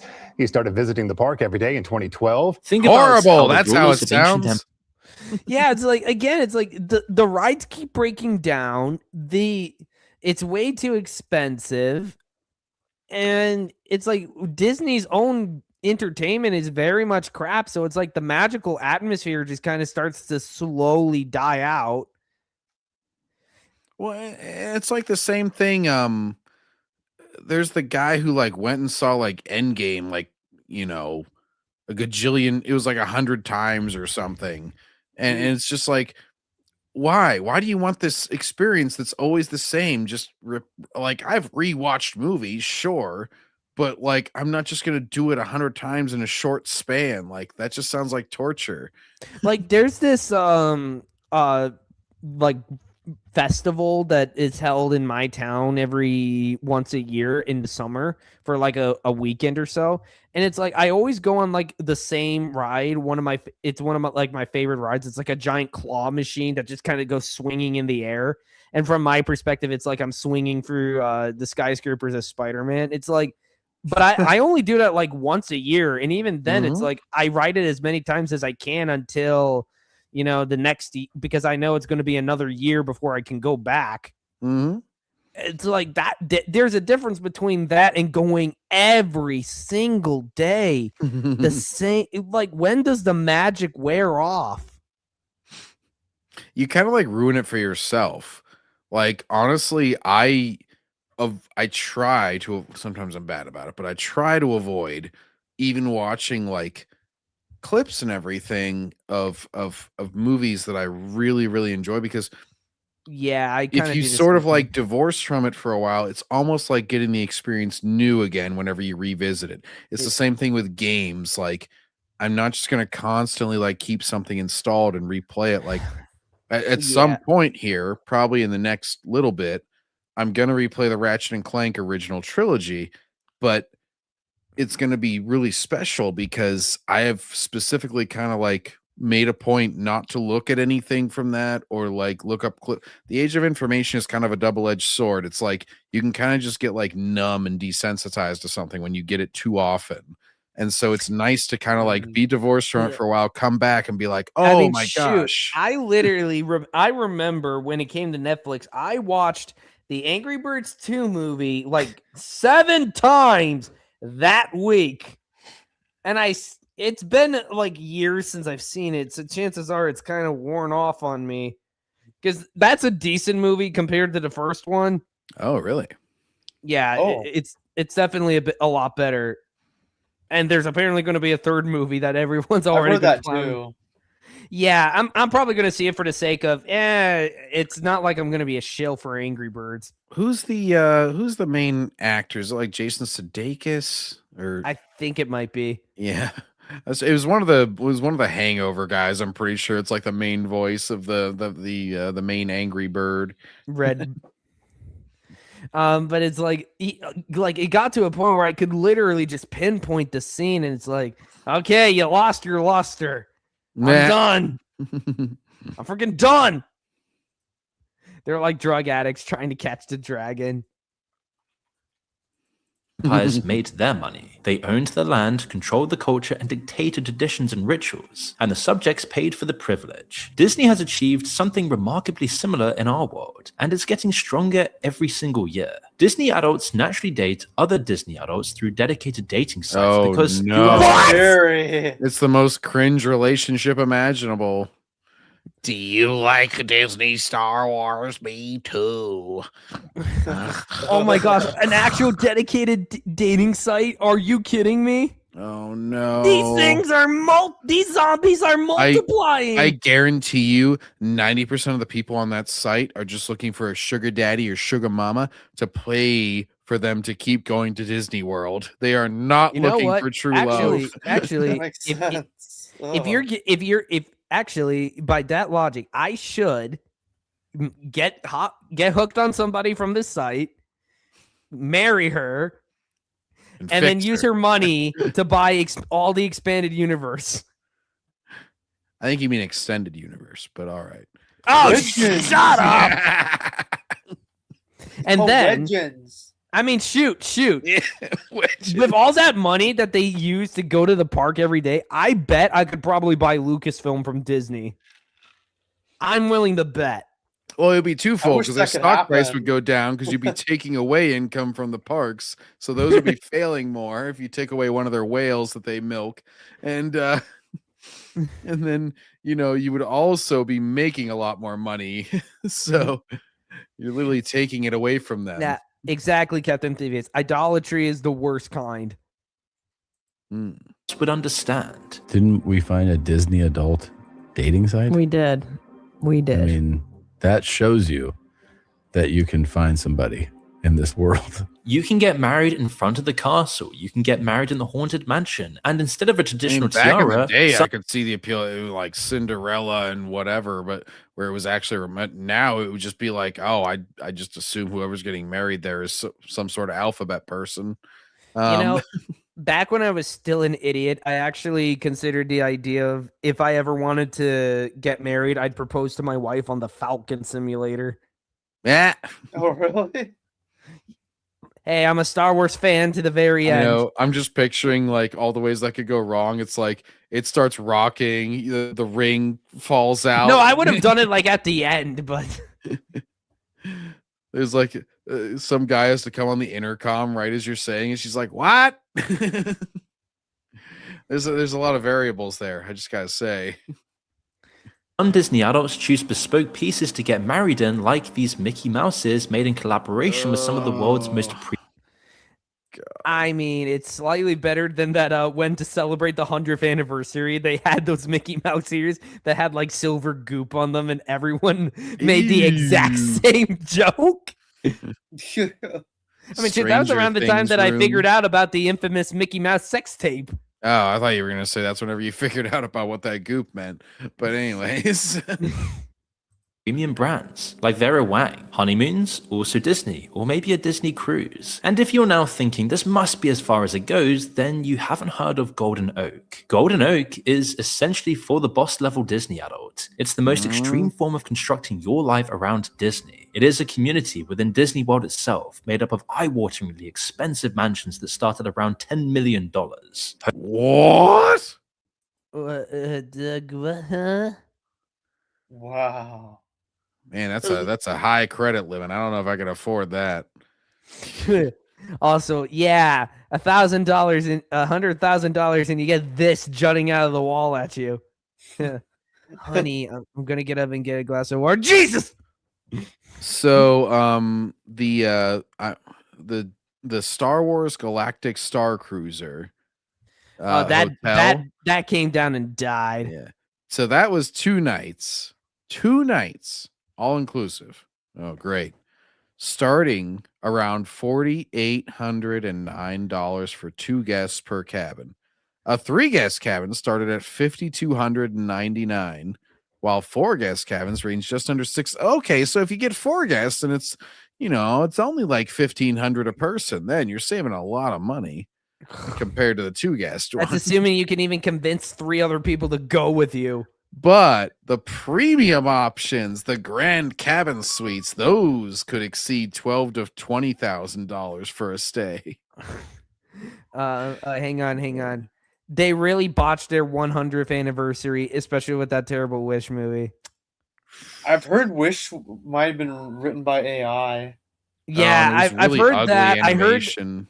I heard it was written. It could have been written by AI. I heard that it was massively rewritten from what it was originally supposed to be. Like, that was a movie that got completely botched by the mouse. I shouldn't. I think we shouldn't call it the mouse, because honestly, Mickey himself doesn't deserve to be discredited like that. Homes are built to the activist. The Disney spec with statues and paintings of characters in the gardens and on the walls, floors. What the fudge did they built to Disney spec with statues and paintings of Worship characters the in the throne of Disney. What in the name of what in the name? It doesn't of the even look like 13th Elsa. Yeah, and it's not Anna, even like the what? same animation style. It's really weird. Oh, wow, Elsa just- especially. I mean, even Anna doesn't look like accurate, but Elsa is an abomination in that one. Kill it with fire. Yeah, her eyebrows like half gone. Like, what's up with that? And on the walls, floors, and ceilings. So now we have homes, holidays, I was in and college when relationships. Frozen came out. It was really annoying. my sister still likes the first Frozen movie. So it's like, yes, I am one of those people who had to live for listening to Let It Go a billion times. Yeah. Oh, but that was fun. Cast it into the fire. Destroy it. No. Is Elsa's head in the wall? Yes. All right, y'all are done. I'm out. Keep liking crap movies. Okay, have fun liking crap movies, dude. Damn. Now comes the part where we throw our heads back and laugh. Ready? Ready! We all laugh at you, dude. Sorry if I interrupted you, John. I'm sorry if I interrupted you. Nothing. I was just saying, yeah. No, he likes crap movies like the sequels, yes. Ooh, see ya later, flag. Oh, I know what he's referring to. Inside the Disney universe. So what's left? Identity. A bundle of itself. sticks, so to speak.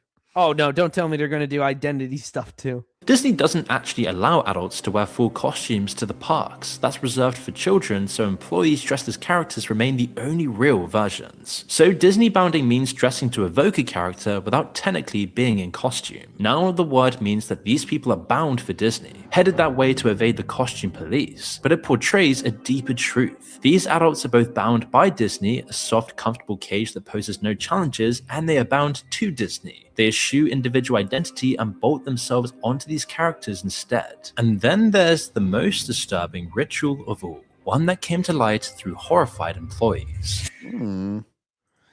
Okay, exactly how the hell has nobody conducted a raid on Disney yet?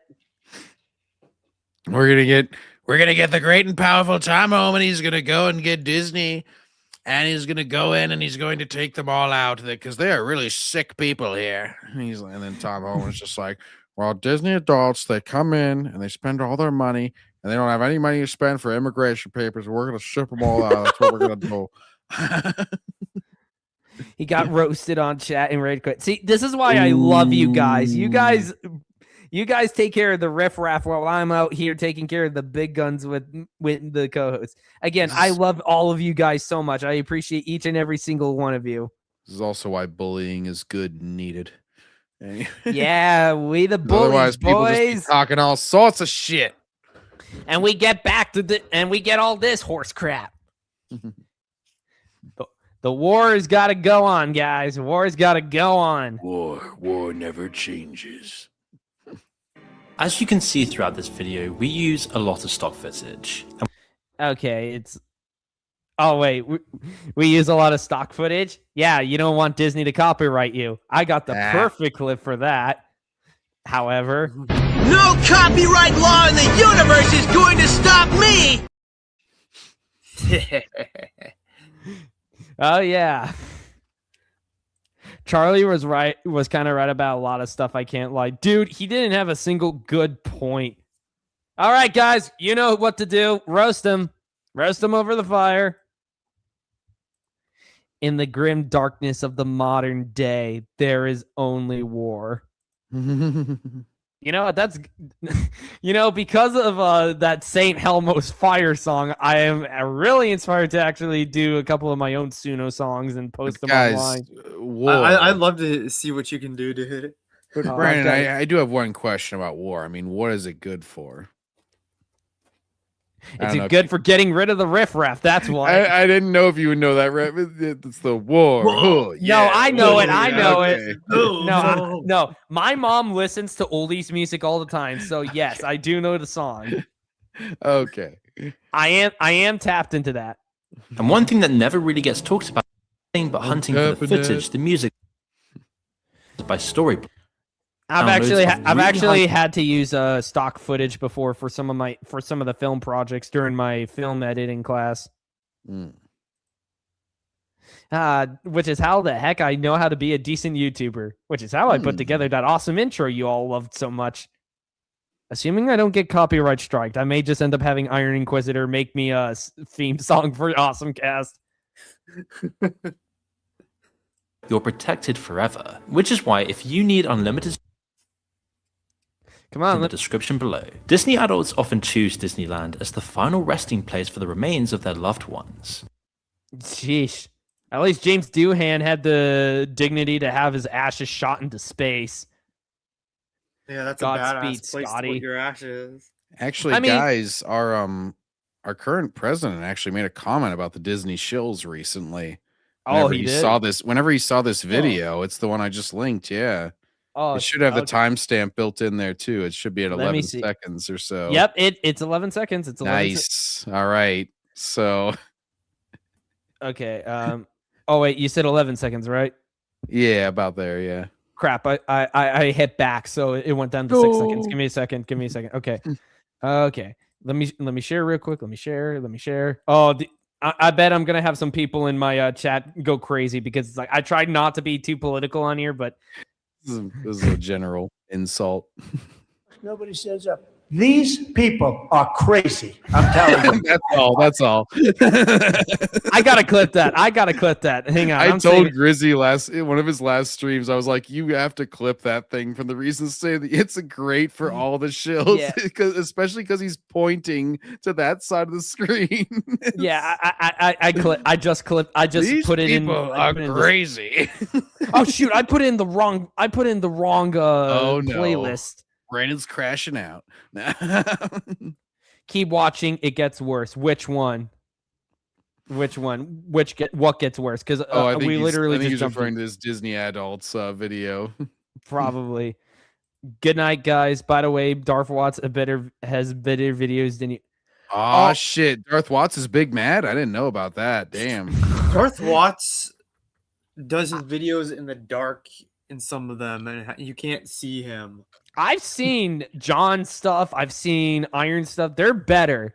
I mean, my stuff is probably going to be adequate at best. I mean, I'm not going to lie. I'm literally just starting out. My frequency is my main flaw because I don't put out anything until I'm completely satisfied. My work ethic is my biggest flaw. I mean, that too. Yeah, I definitely waste a ton of time. Also, like as a Roman Catholic, I don't believe in cremation. I don't think it's something you should do. But it's like, damn, having your ashes spread over a freaking soulless park. Sheesh. Yeah, imagine that is literal like corporation. And what's the funniest thing is that most of these people, I'm not going to say all of them, but it's always funny to me when certain people who would have you believe that they're anti-corpo, anti-capitalist or whatever and yet they will defend the billion-dollar corporation to the death. It's like that one infamous meme with the fat guy with the knife. Leave the Yep. multi-billion-dollar Yeah, I was just corporation about to alone. bring that up. Always licking the corpo boot. Yeah, Matt actually made one for Lucky Kennedy, where he slapped Lucky Kennedy's face on him. Employees have taken to social media to admit. You know, I'm Pedro Pascal here. I'm like, oh, Tifa, I have anxiety. I must, I have a lot of anxiety going right now. I cannot be on this red carpet without you. Oh my gosh. How has that guy not been on a watch list yet?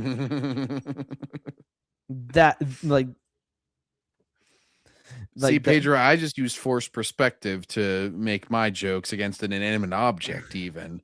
Because it would even feel creepy doing it to that. But, you're just fine doing it with real women. It's really strange. It's that they regularly have to go and clean the ashes of a dead person. One custodian told the Journal the haunted mansion God. probably has so much human ashes in it that it's not even funny. Now, custodians told the Wall Street Journal that the job requires a special vacuum cleaner, which comes out at least once a month. Disneyland is now hilarious. The footage that they're showing while they're talking about this. It's like, and it's like, and also people are dying and their ashes are everywhere. It's like, And Disney also hires pedophiles and may or may not be responsible for covering up the disappearance of a woman on one of their cruises several decades ago. Well, we know that they had it was because of a negligent parent. I'm not going to lie. I'm not even going to fully blame Disney for this one, where, the alligators and stuff in the Disney World Park, like they basically had to like wall off a bunch of stuff because a parent was like, oh yeah, go play by the shoreline, Jimmy, even though I know from going there in 2018, like they have a billion signs up about like, don't go near the shoreline. There's alligators. It's Florida. And it's kind of like at the Pittsburgh Zoo. They had to raise the fences because they have a billion warnings of like, don't climb the fences or whatever. But I forget if they take out the animal or if the kid actually got hurt, but like, they had all these parents like hoisting their kids up, I gotta see better, see the lions or whatnot. And it's just like, stop it. Oh shoot, I think I can manipulate your guys' voices here. I think. Interesting. Because I just clicked the people tab on StreamYard. Yeah, well, I can censor you. Ah! The whole spreading ashes in a theme park of all places is really bizarre and pretty sure health hazard. Like, imagine you're like on the haunted mansion ride and somebody's already spreading their ashes, and you like, it's like you go right for it and it's like, oh cool, special spreading effects. Wait a minute. Oh god! You're like, ooh, it's a dark and misty night. What a cool atmosphere. Why do I taste the mist?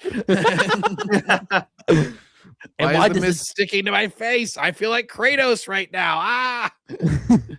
Recognized as one of the most popular places on Earth to scatter ashes. Employees receive special training on how to clean ashes. The company even has a special code word grandma to alert employees that more ashes need to be cleaned. What?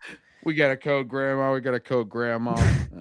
Oh god. But honestly, it's like that is extremely like this isn't even like just a Disney thing. This is like genuinely like disturbing. One time it was funnel cake powder, one former employee said. Who did that? Why? Oh, it's quite morbid for us to think that these people's ashes are being vacuumed up by a 17-year-old on minimum wage and dumped in a bin with leftover turkey drumsticks. For Disney adults, it's a fitting end to a Disney life. Trang. Weird. So from birthdays to weddings to death, every stage of life channeled through the same corporation. Just you wait. I'm pretty sure there's going to be a point where somebody actually gave birth to a child at Disneyland.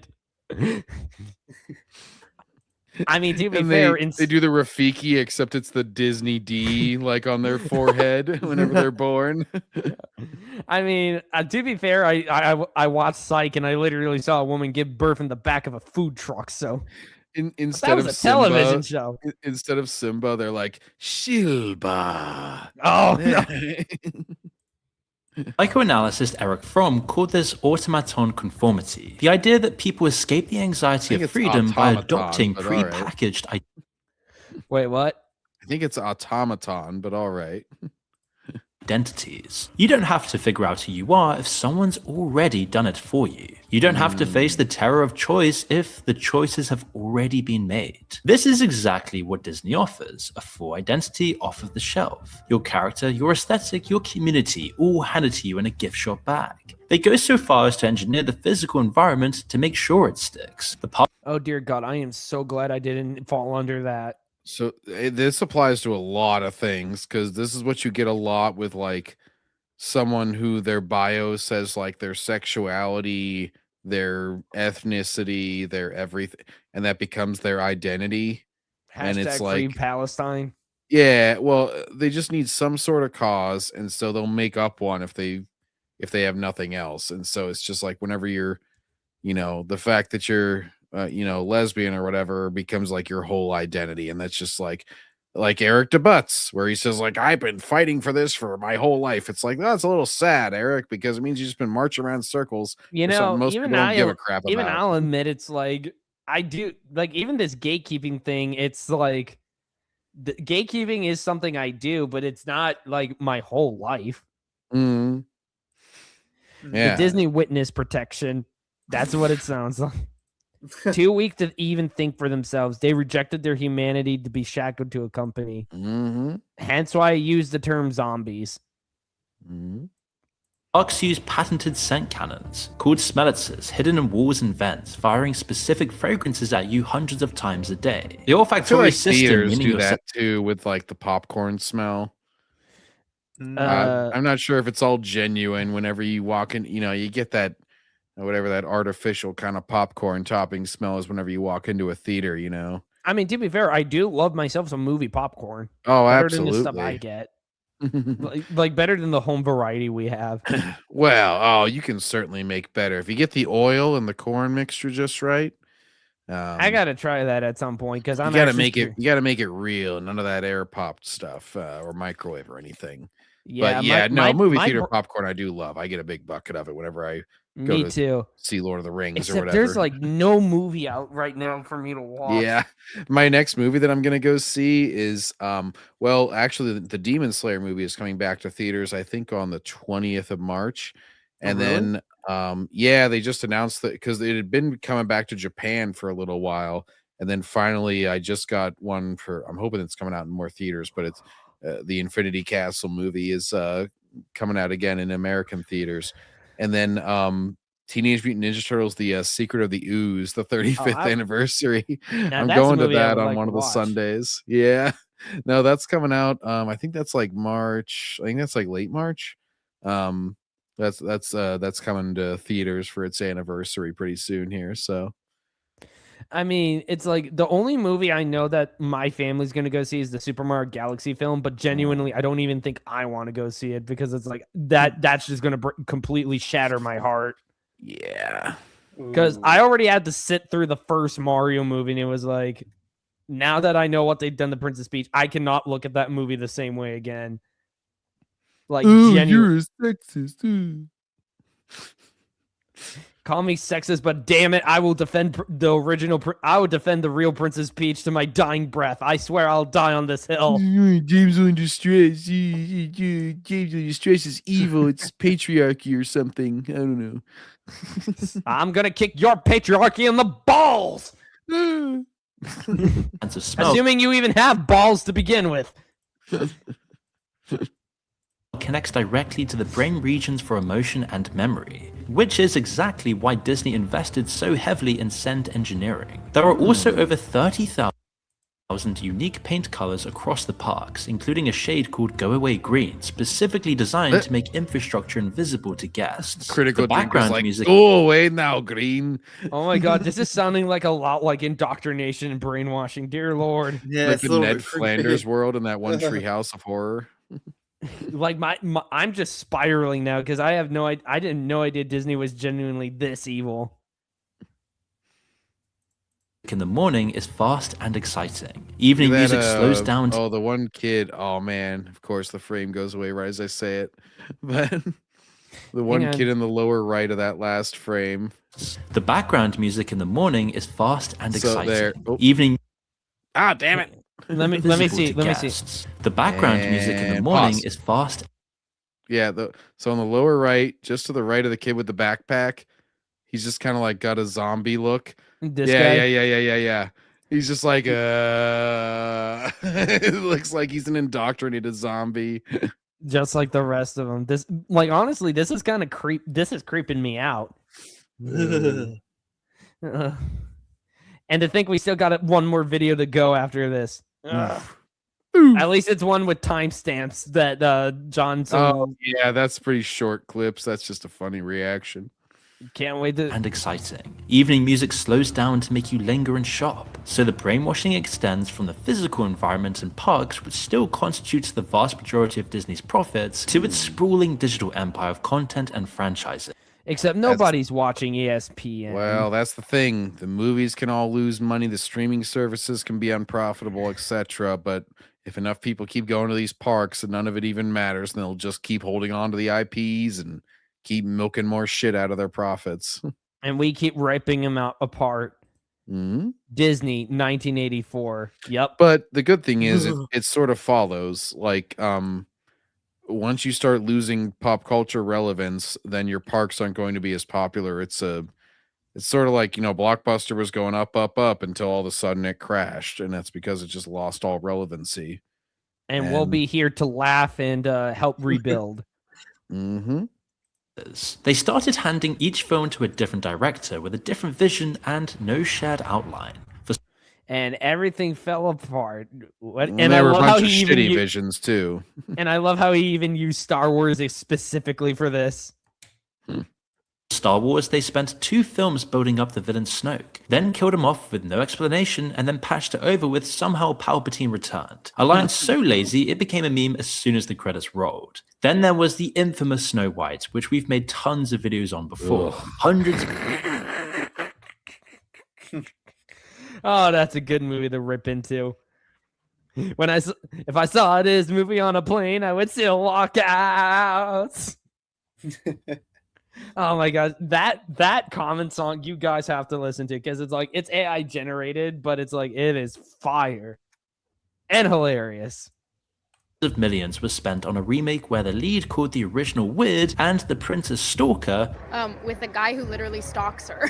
Yeah. He literally, I think shows up at the end of the movie. Oh Lord, can't believe they did what they did to the movie that saved the company. And the first animated film of all time. Weird. So we didn't do that this time. While the romance... I think they ended up kicking her out because she just wouldn't shut the hell up, if I recall correctly. I think she just got removed from the press material for Snow White in general, if I'm remembering correctly. Oh, look, John's back with us. Mm-hmm.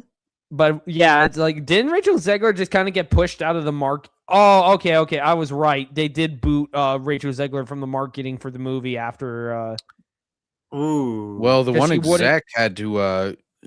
He was like the one executive's son was complaining about it because I forget she said something, and then because she was like, "Oh, they didn't support me or abandoned me or something," and then he responded, the son of the executives, he's like, yeah, he had to go fly out and tell you to shut up because you were risking all these people's jobs and being complete failures because you couldn't keep your mouth shut on social media. Cause she was posting all sorts of stuff around the election and all this stuff, and it was just a complete disaster for them. Oh boy.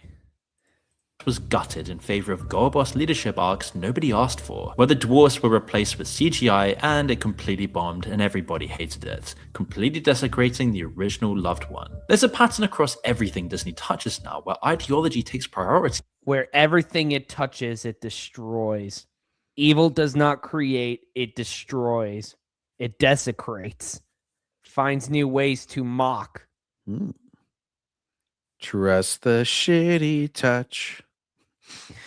You mock that which is tradition, and you fall apart as a result.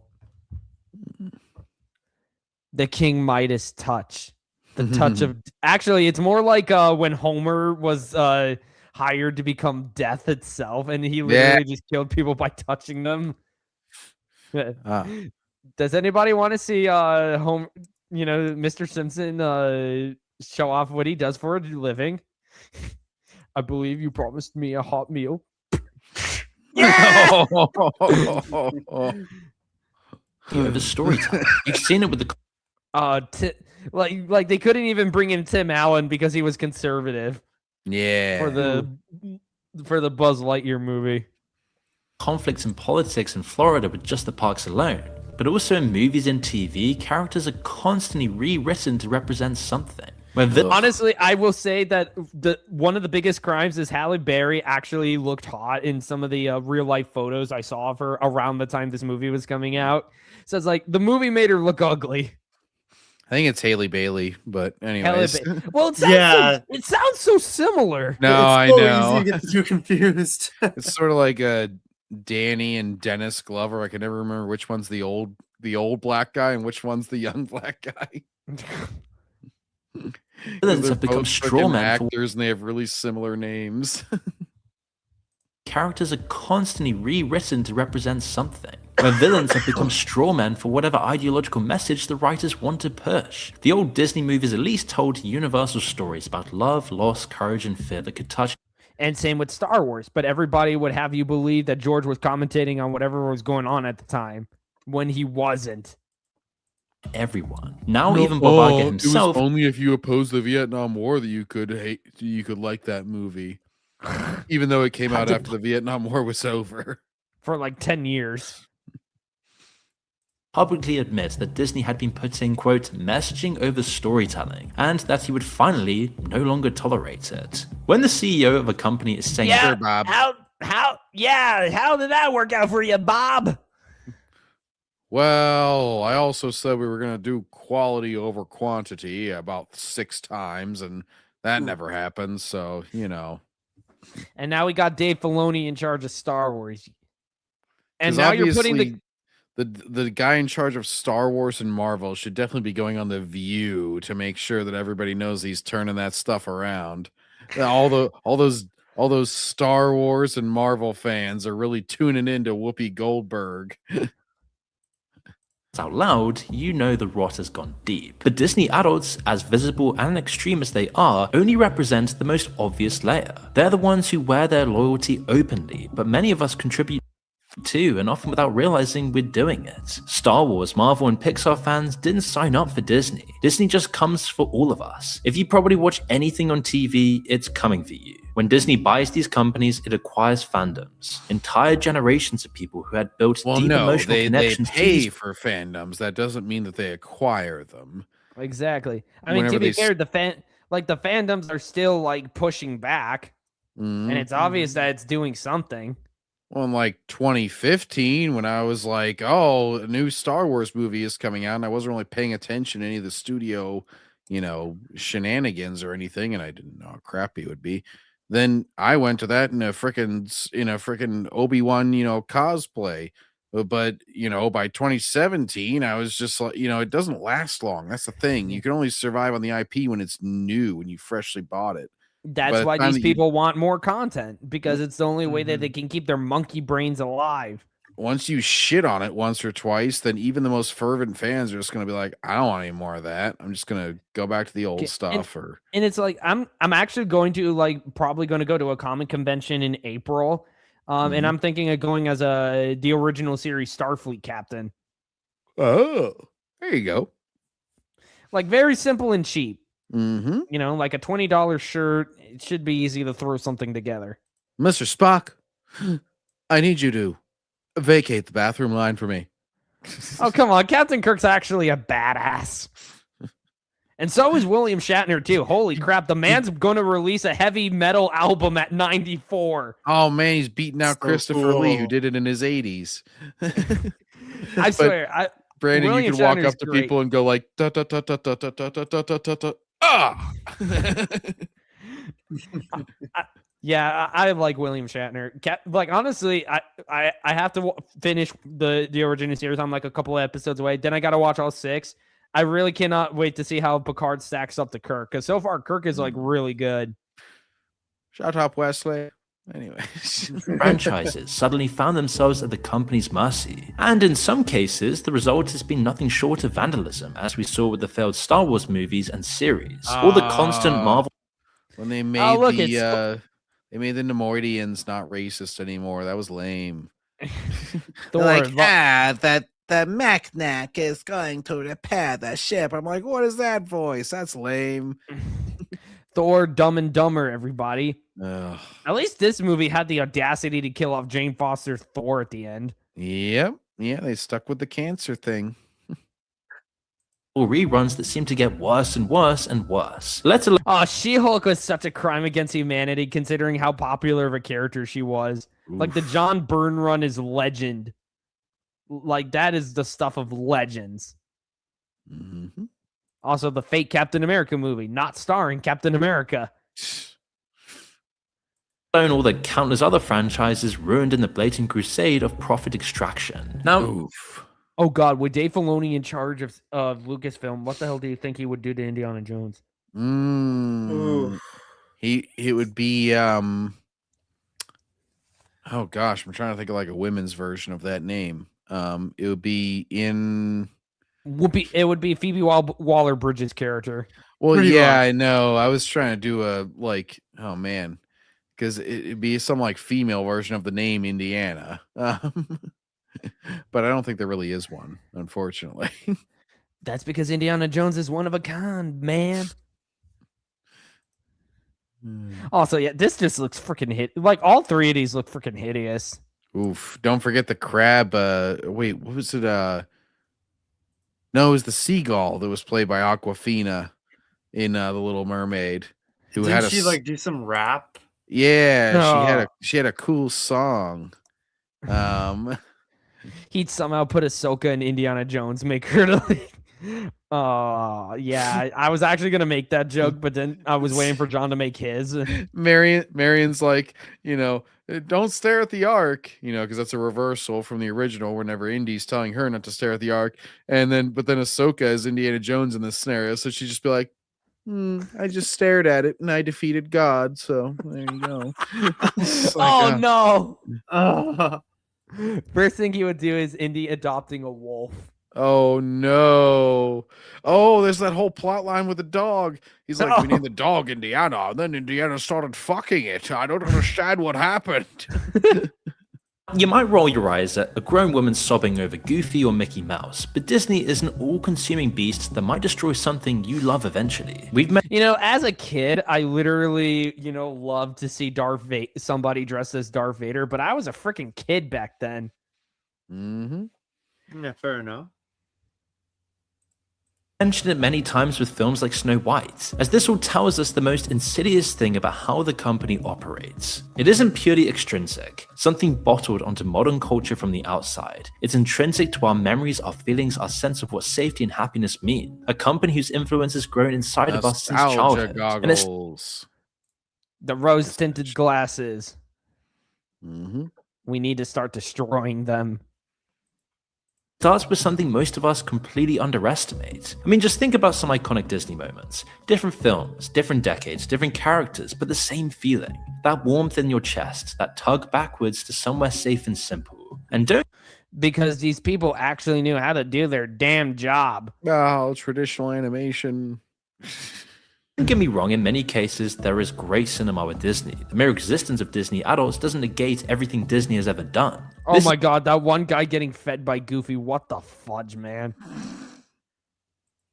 This is a company that captures something universal about childhood. The wonder, the safety, the simplicity, the beauty, the innocence, and put it into words and pictures in a way nobody has ever done before. And that turned out to be the recipe for insane success. It allowed America's soft power to expand across the world. And there's a word for the feeling Disney films try so hard to create, and it's older and more powerful than most people ever realize. Nostalgia.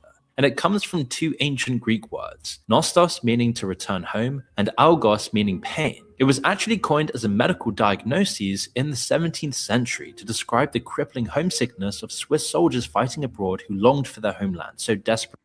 Oh Lord! So nostalgia is literally an illness. Ooh. That explains so much of what's gone on in the internet. Holy crap! We finally figured it out, boys. The son became physically ill. Nostalgia isn't happiness, it's closer to a kind of grief, a yearning for something you once had or think you had that you can never fully return to. And that's what makes it so commercially potent. If the feeling were wholly satisfying, you'd experience it once and move on. But nostalgia pulls you back again and again because it never quite delivers what it promises. Disney enthusiasts are suspended in that nostalgia cycle, and it's highly addictive. We all probably reminisce about childhood or when we were young and nothing mattered, but Disney positioned itself to capitalize on that wistful emotion. Of course, Disney didn't invent nostalgia, but they were the first to understand how essential it is to our human experience. They recognized it as an unresolved need, and if you could make yourself the answer to its calling, you'd make people dependable. The fertile ground for this was childhood. That's where our deepest emotional connections are formed, and for a company whose long-term survival depended on those connections lasting well beyond, Disney invested enormous resources into understanding how children form a... Yep, this is definitely indoctrination. Oh, a baby stormtrooper. No. Ooh, no. Come on, kid. Come And on, it kid. looks like We'll get two you out of here. dads. Emotional Maybe a bonds. woman on the right, Psychological but it's an obese one. research into their emotional drivers, how they interpret symbols, what feels authentic versus manufactured. They used those findings to calibrate their films with specific color palettes, certain music like intervals, Garrus and with the certain narrative calibrations. beats. Oh, man. This cuts deep. All to create maximum emotional renaissance in developing brains. Oh, Frozen 2. Good Lord, that's a terrible movie. I feel Even like that my one sis- just sort of came and went. I didn't even hear much about that one. For Take being it a from- sequel to like one of the most successful animated movies ever, and then I think it made a shit ton too, but it's like you really never hear about it. Oh, shit. What's this? What's this you just shared? It has the timestamp built in, but this is how I react every time I see the traditional animation bastardized. Oh, it's impossible. I can't believe you've destroyed all my beloved tunes. Oh, no. Is that it? Yeah, I probably shouldn't play anymore because it's something Japanese and they always are ninjas with the copyright strikes. So Yeah, well, you know what I'll I keep s- it very short. Yeah, well, you know what I said to that. No copyright law in the universe is going to stop me. But I always think about that whenever I watch that duel because Pegasus has Toon World and then he crashes out whenever. Oh God, not another prequel hater in the chat, guys. Another He's got a prequel giant hater. apple on his face. That's a weird profile picture. Very weird. He's Weird. like, the weird. Acolyte is good because it establishes how somebody could maybe be made in the Force before the prequels. Ha ha ha. We associate a lot of this work with big tech, but Disney, funnily enough, was there first. Before the 90s and 2000s, But I feel like, though, every time I see this beautiful traditional animation and then know that they're never, ever going to make it again. Yeah, like the last movie to try and I think kind of do it was what was it? The Thief and the Cobbler. That super bizarre film. Man, I'm not even familiar with that one. I know from Disney it was like The Princess and the Frog. And we're never going to get this style again for a long, long time. Oh my gosh. Until somebody finally gets the balls to do it. Thing is, it's kind of like a lost art now. Like they had to get really old guys whenever they made like Mary Poppins Returns, which was like 2018, I think. Right. They were like, You're they were right, like, we oh, we discussed just gotta this. we just find some old fogies who can still do this. Like they don't bother to train anybody. It's really sad. Couldn't argue with me. Oh, I argued with you. You just wouldn't accept that you took an L. You don't immediately accept my points. Haha, you didn't argue with me. still that children's films, even the most successful ones, don't turn a company into a conglomerate. Disney's parks were making the serious money, but while you can hook children in with films while they're young, they aren't the ones with money to spend at the parks. They needed to tap into that adult money. And look at Walt Disney normally you himself would get their explaining parents, this. but all right. Honestly, maybe J.R.R. Tolkien did have something when he did not like when he said he didn't like Disney. Because I think he said something about him being like a sleazy car salesman. Ooh. Principally designed for children. Well, no, you have to appeal to the adult, or, well, the adults have the money, the children don't have any money. So they had to crack adulthood. Although it was really cool to hear from Kinoflex that apparently Walt Disney was conservative. Mm-hmm. Okay, then what the hell happened to the company? Well, That he it turned died. out to be the complete opposite. Hey, it took a while. He had to be dead for quite a long time before they started going on that crazy route. Oh boy. And luckily, an early Disney movie, Peter Pan, provided the perfect solution. You have to stop people from growing up. Disney Apparently, J.R.R. Tolkien famously held a heartfelt loathing for Walt Disney's work, describing it as vulgar, disgusting, and hopelessly corrupt. He believed Disney sanitized and commercialized traditional fairy tales for profit, stripping them of their depth and horror, as the British would say. To an extent, Yeah, I mean, he definitely does like kidify the fairy tales because in a lot of them, like Little Mermaid, I know like she dies in it and stuff, and like there's always like these really dark endings because they're meant to be like teaching lessons and consequences and everything. Brandon, you said that symbolism is just as good for storytelling as diving into the character's emotions. You got destroyed, my guy. I don't recall ever saying that. Well, that's just what he twisted himself in pretzels into take it as. So I'll see you though. Keep knowing you lost bad. Yeah, keep coping, dude. Yes, obviously the guy who is really bothered by it is the one who comes into somebody else's chat just to tell them that they lost an argument. He's like, I'm not mad, you're mad. I'm gonna follow you around until you realize it. You know what I say to that? You are creepy as shit. Very creepy, very creepy. OG Peter Pan was a pretty dark figure for sure. I mean, shoot, he literally cuts off Hook's hand and tosses it to an alligator. Nice. He later summed up the strategy in 2 words, age decompression, and it comes into its own in the last 10 to 20 years. Which is why now we have a bunch of people who literally get upset if you call them even as so much as like the most kiddie insult you could possibly imagine. We've been sold the idea that adulthood is a rude awakening, and of course it feels like that sometimes. Work, bill, rent, stress, disappointment in friendships, relationships. In this real world, people don't burst into song on the street unless they're intoxicated or going through some sort of mental crises. I mean, to be fair, if I see somebody singing on the street with a bottle in their hand, I'm like, that guy's having a grand old time. I'm singing in the rain. Oh, that's reminding me of Robots. That is a good film. I love that movie. Very good. I need to With rewatch Robin that Williams. Robin Williams as Fender. Like, that was one of my childhood favorite movies. It still is to this day. It is remarkably funny. Strangers glare at you for making eye contact. You spend your days in cramped flat shares, walking concrete streets, working in glass offices.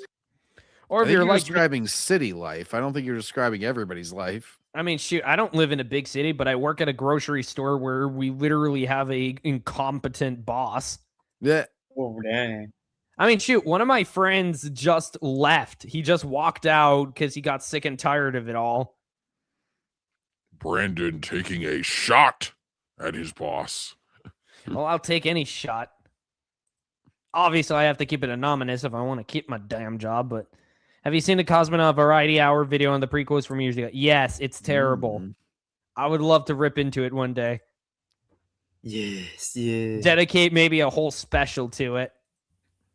Not extraordinary place. Stupid. Well, oh, that's the live action Aladdin. Yeah, I've seen that one. The only thing good Just about bust. that was Naomi Scott's cleavage. Anyways. I mean, to be fair, is any cleavage is good cleavage, so Yeah, she was pretty hot. I'm not gonna lie. Like it was one of the few like Disney costumes where they actually like weren't covering her up with a sack or something. like Ahsoka. Yeah.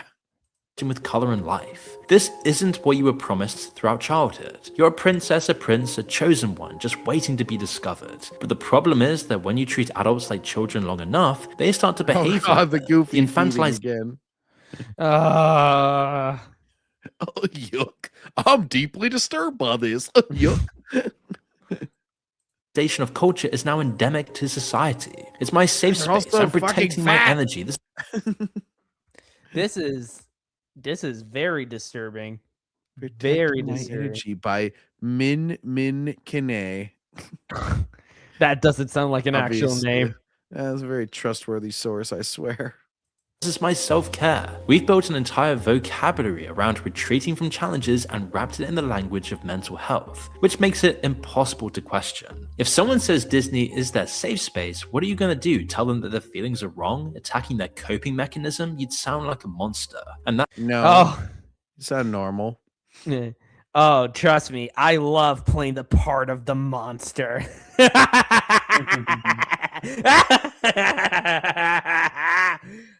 I'll leave no stone unturned, no person unjust. I will leave no stone unturned. I will not leave a single Disney shield standing. Not a single delusion left unshattered. Not a single safe space left unviolated. Not until they feel my pain. They feel my suffering. They wake up. We're in this for the long haul, boys. Because nothing short of death itself can stop us. That's the shield. Corporations love this because a customer who believes they need your product for their emotional well-being and life is a customer for life. So what do you do when adult life just does feel too intense? Well, you go back to your safe place. I go to Star Wars. Where do you guys go? And of course, I go to real Star Wars. Yes. I mean, it's fine to have like that escape from fantasy once in a good, for a little while, but then you got to snap back.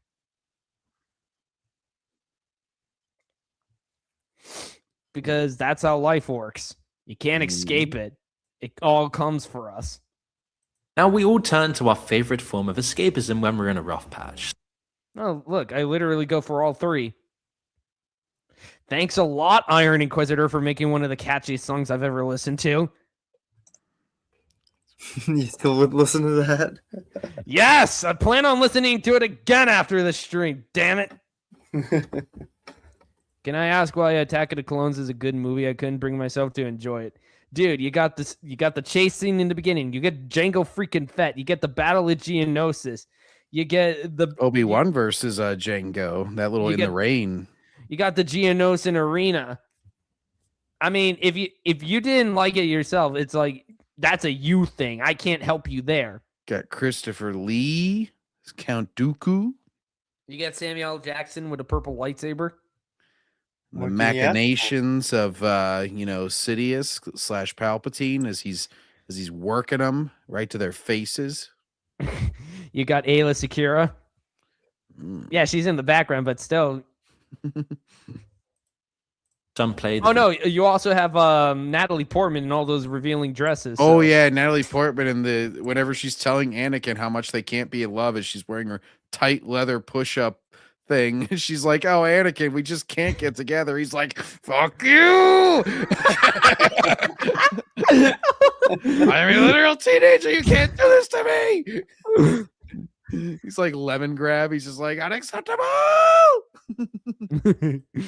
Okay, what's this? This is how I feel whenever you're trying to have sympathy for the Disney shills, but then they just act too stupid. And I have no sympathy. I have literally programmed myself to have no sympathy for them. This is a funny sports clip. And Sandy did it on purpose. I just was about to have a little sympathy for you, but if you go take it there, I don't care if it's hurt or not. So, and let's go. Palmer's done. More. And Kitna's going to win the game for you. I was the bad guy once again. I laughed at the sorrows. That's it. Okay. Yeah, I mean, I literally make no. You got Padme getting turned on when Anakin admits to committing Tuscan. To be fair, the Tuscans are savages. Yeah. Oh, wait. Didn't you watch Book of Boba Fett? The slavers are good guys or something. I don't know. And then Filoni made her dress a similar dress during a dinner with Clovis. Oh, piss off with Oh, Filoni. yeah. Because of his Well, god awful art style. Yeah, she just looks like a weird block person. Then it's like getting attracted to a Lego or something. I can't enjoy this. Games they played as kids or cook food. What kind of nonsense is it's okay this? to escape occasionally. But when manufactured on an empire global corporate level, escaping becomes a trap its subjects willfully live in because the alternative is too frightening. Ever since childhood, they've been made live in my little long-term bubble. Oh, look, it's Mickey Mouse's disembodied corpse. I only have one ear. Huh? Consumers. The psychoanalyst Eric Fromm called this automaton conformity, the idea that literally people just escape said the this. anxiety of freedom by adopting pre-packaged identities. You don't have to figure out who you are if someone's already done it for you. You don't have to Who face am the terror I? of He literally just repeated. This is him repeating what he said earlier in the video, though. Yeah, I wonder if he used AI for this. Then now I'm wondering. Like Darth Watts. Mm-hmm. But Watts left, so we don't have him entertaining us anymore. Sorry. choice if the choices have already been made.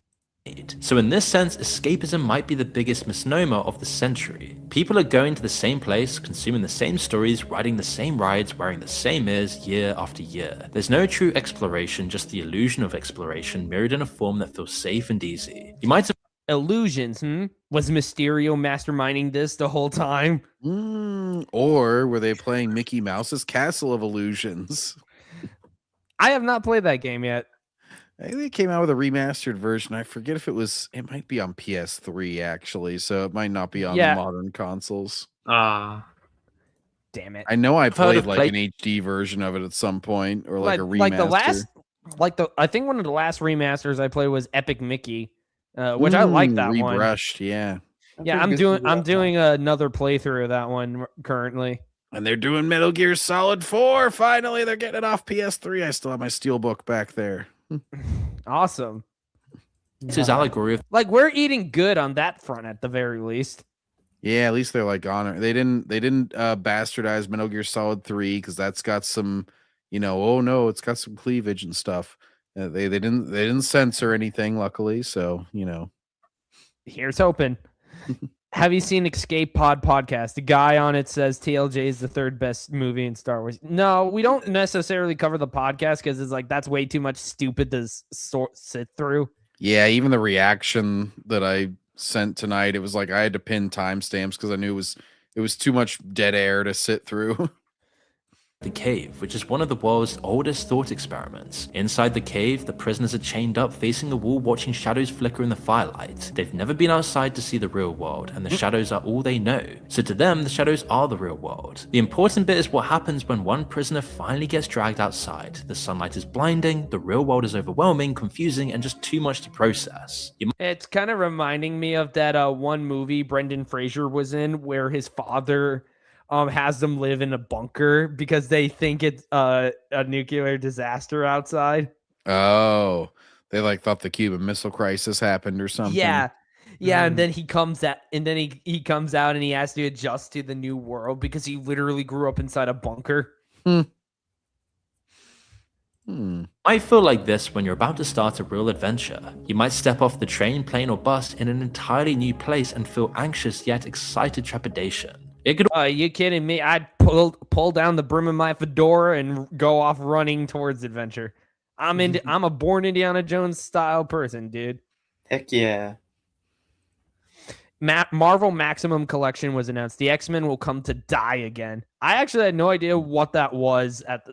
Yeah, isn't that like a bunch of arcade games and stuff that they're collecting into one? Oh, if that's the case, I gotta get that along with Cosmic Invasion.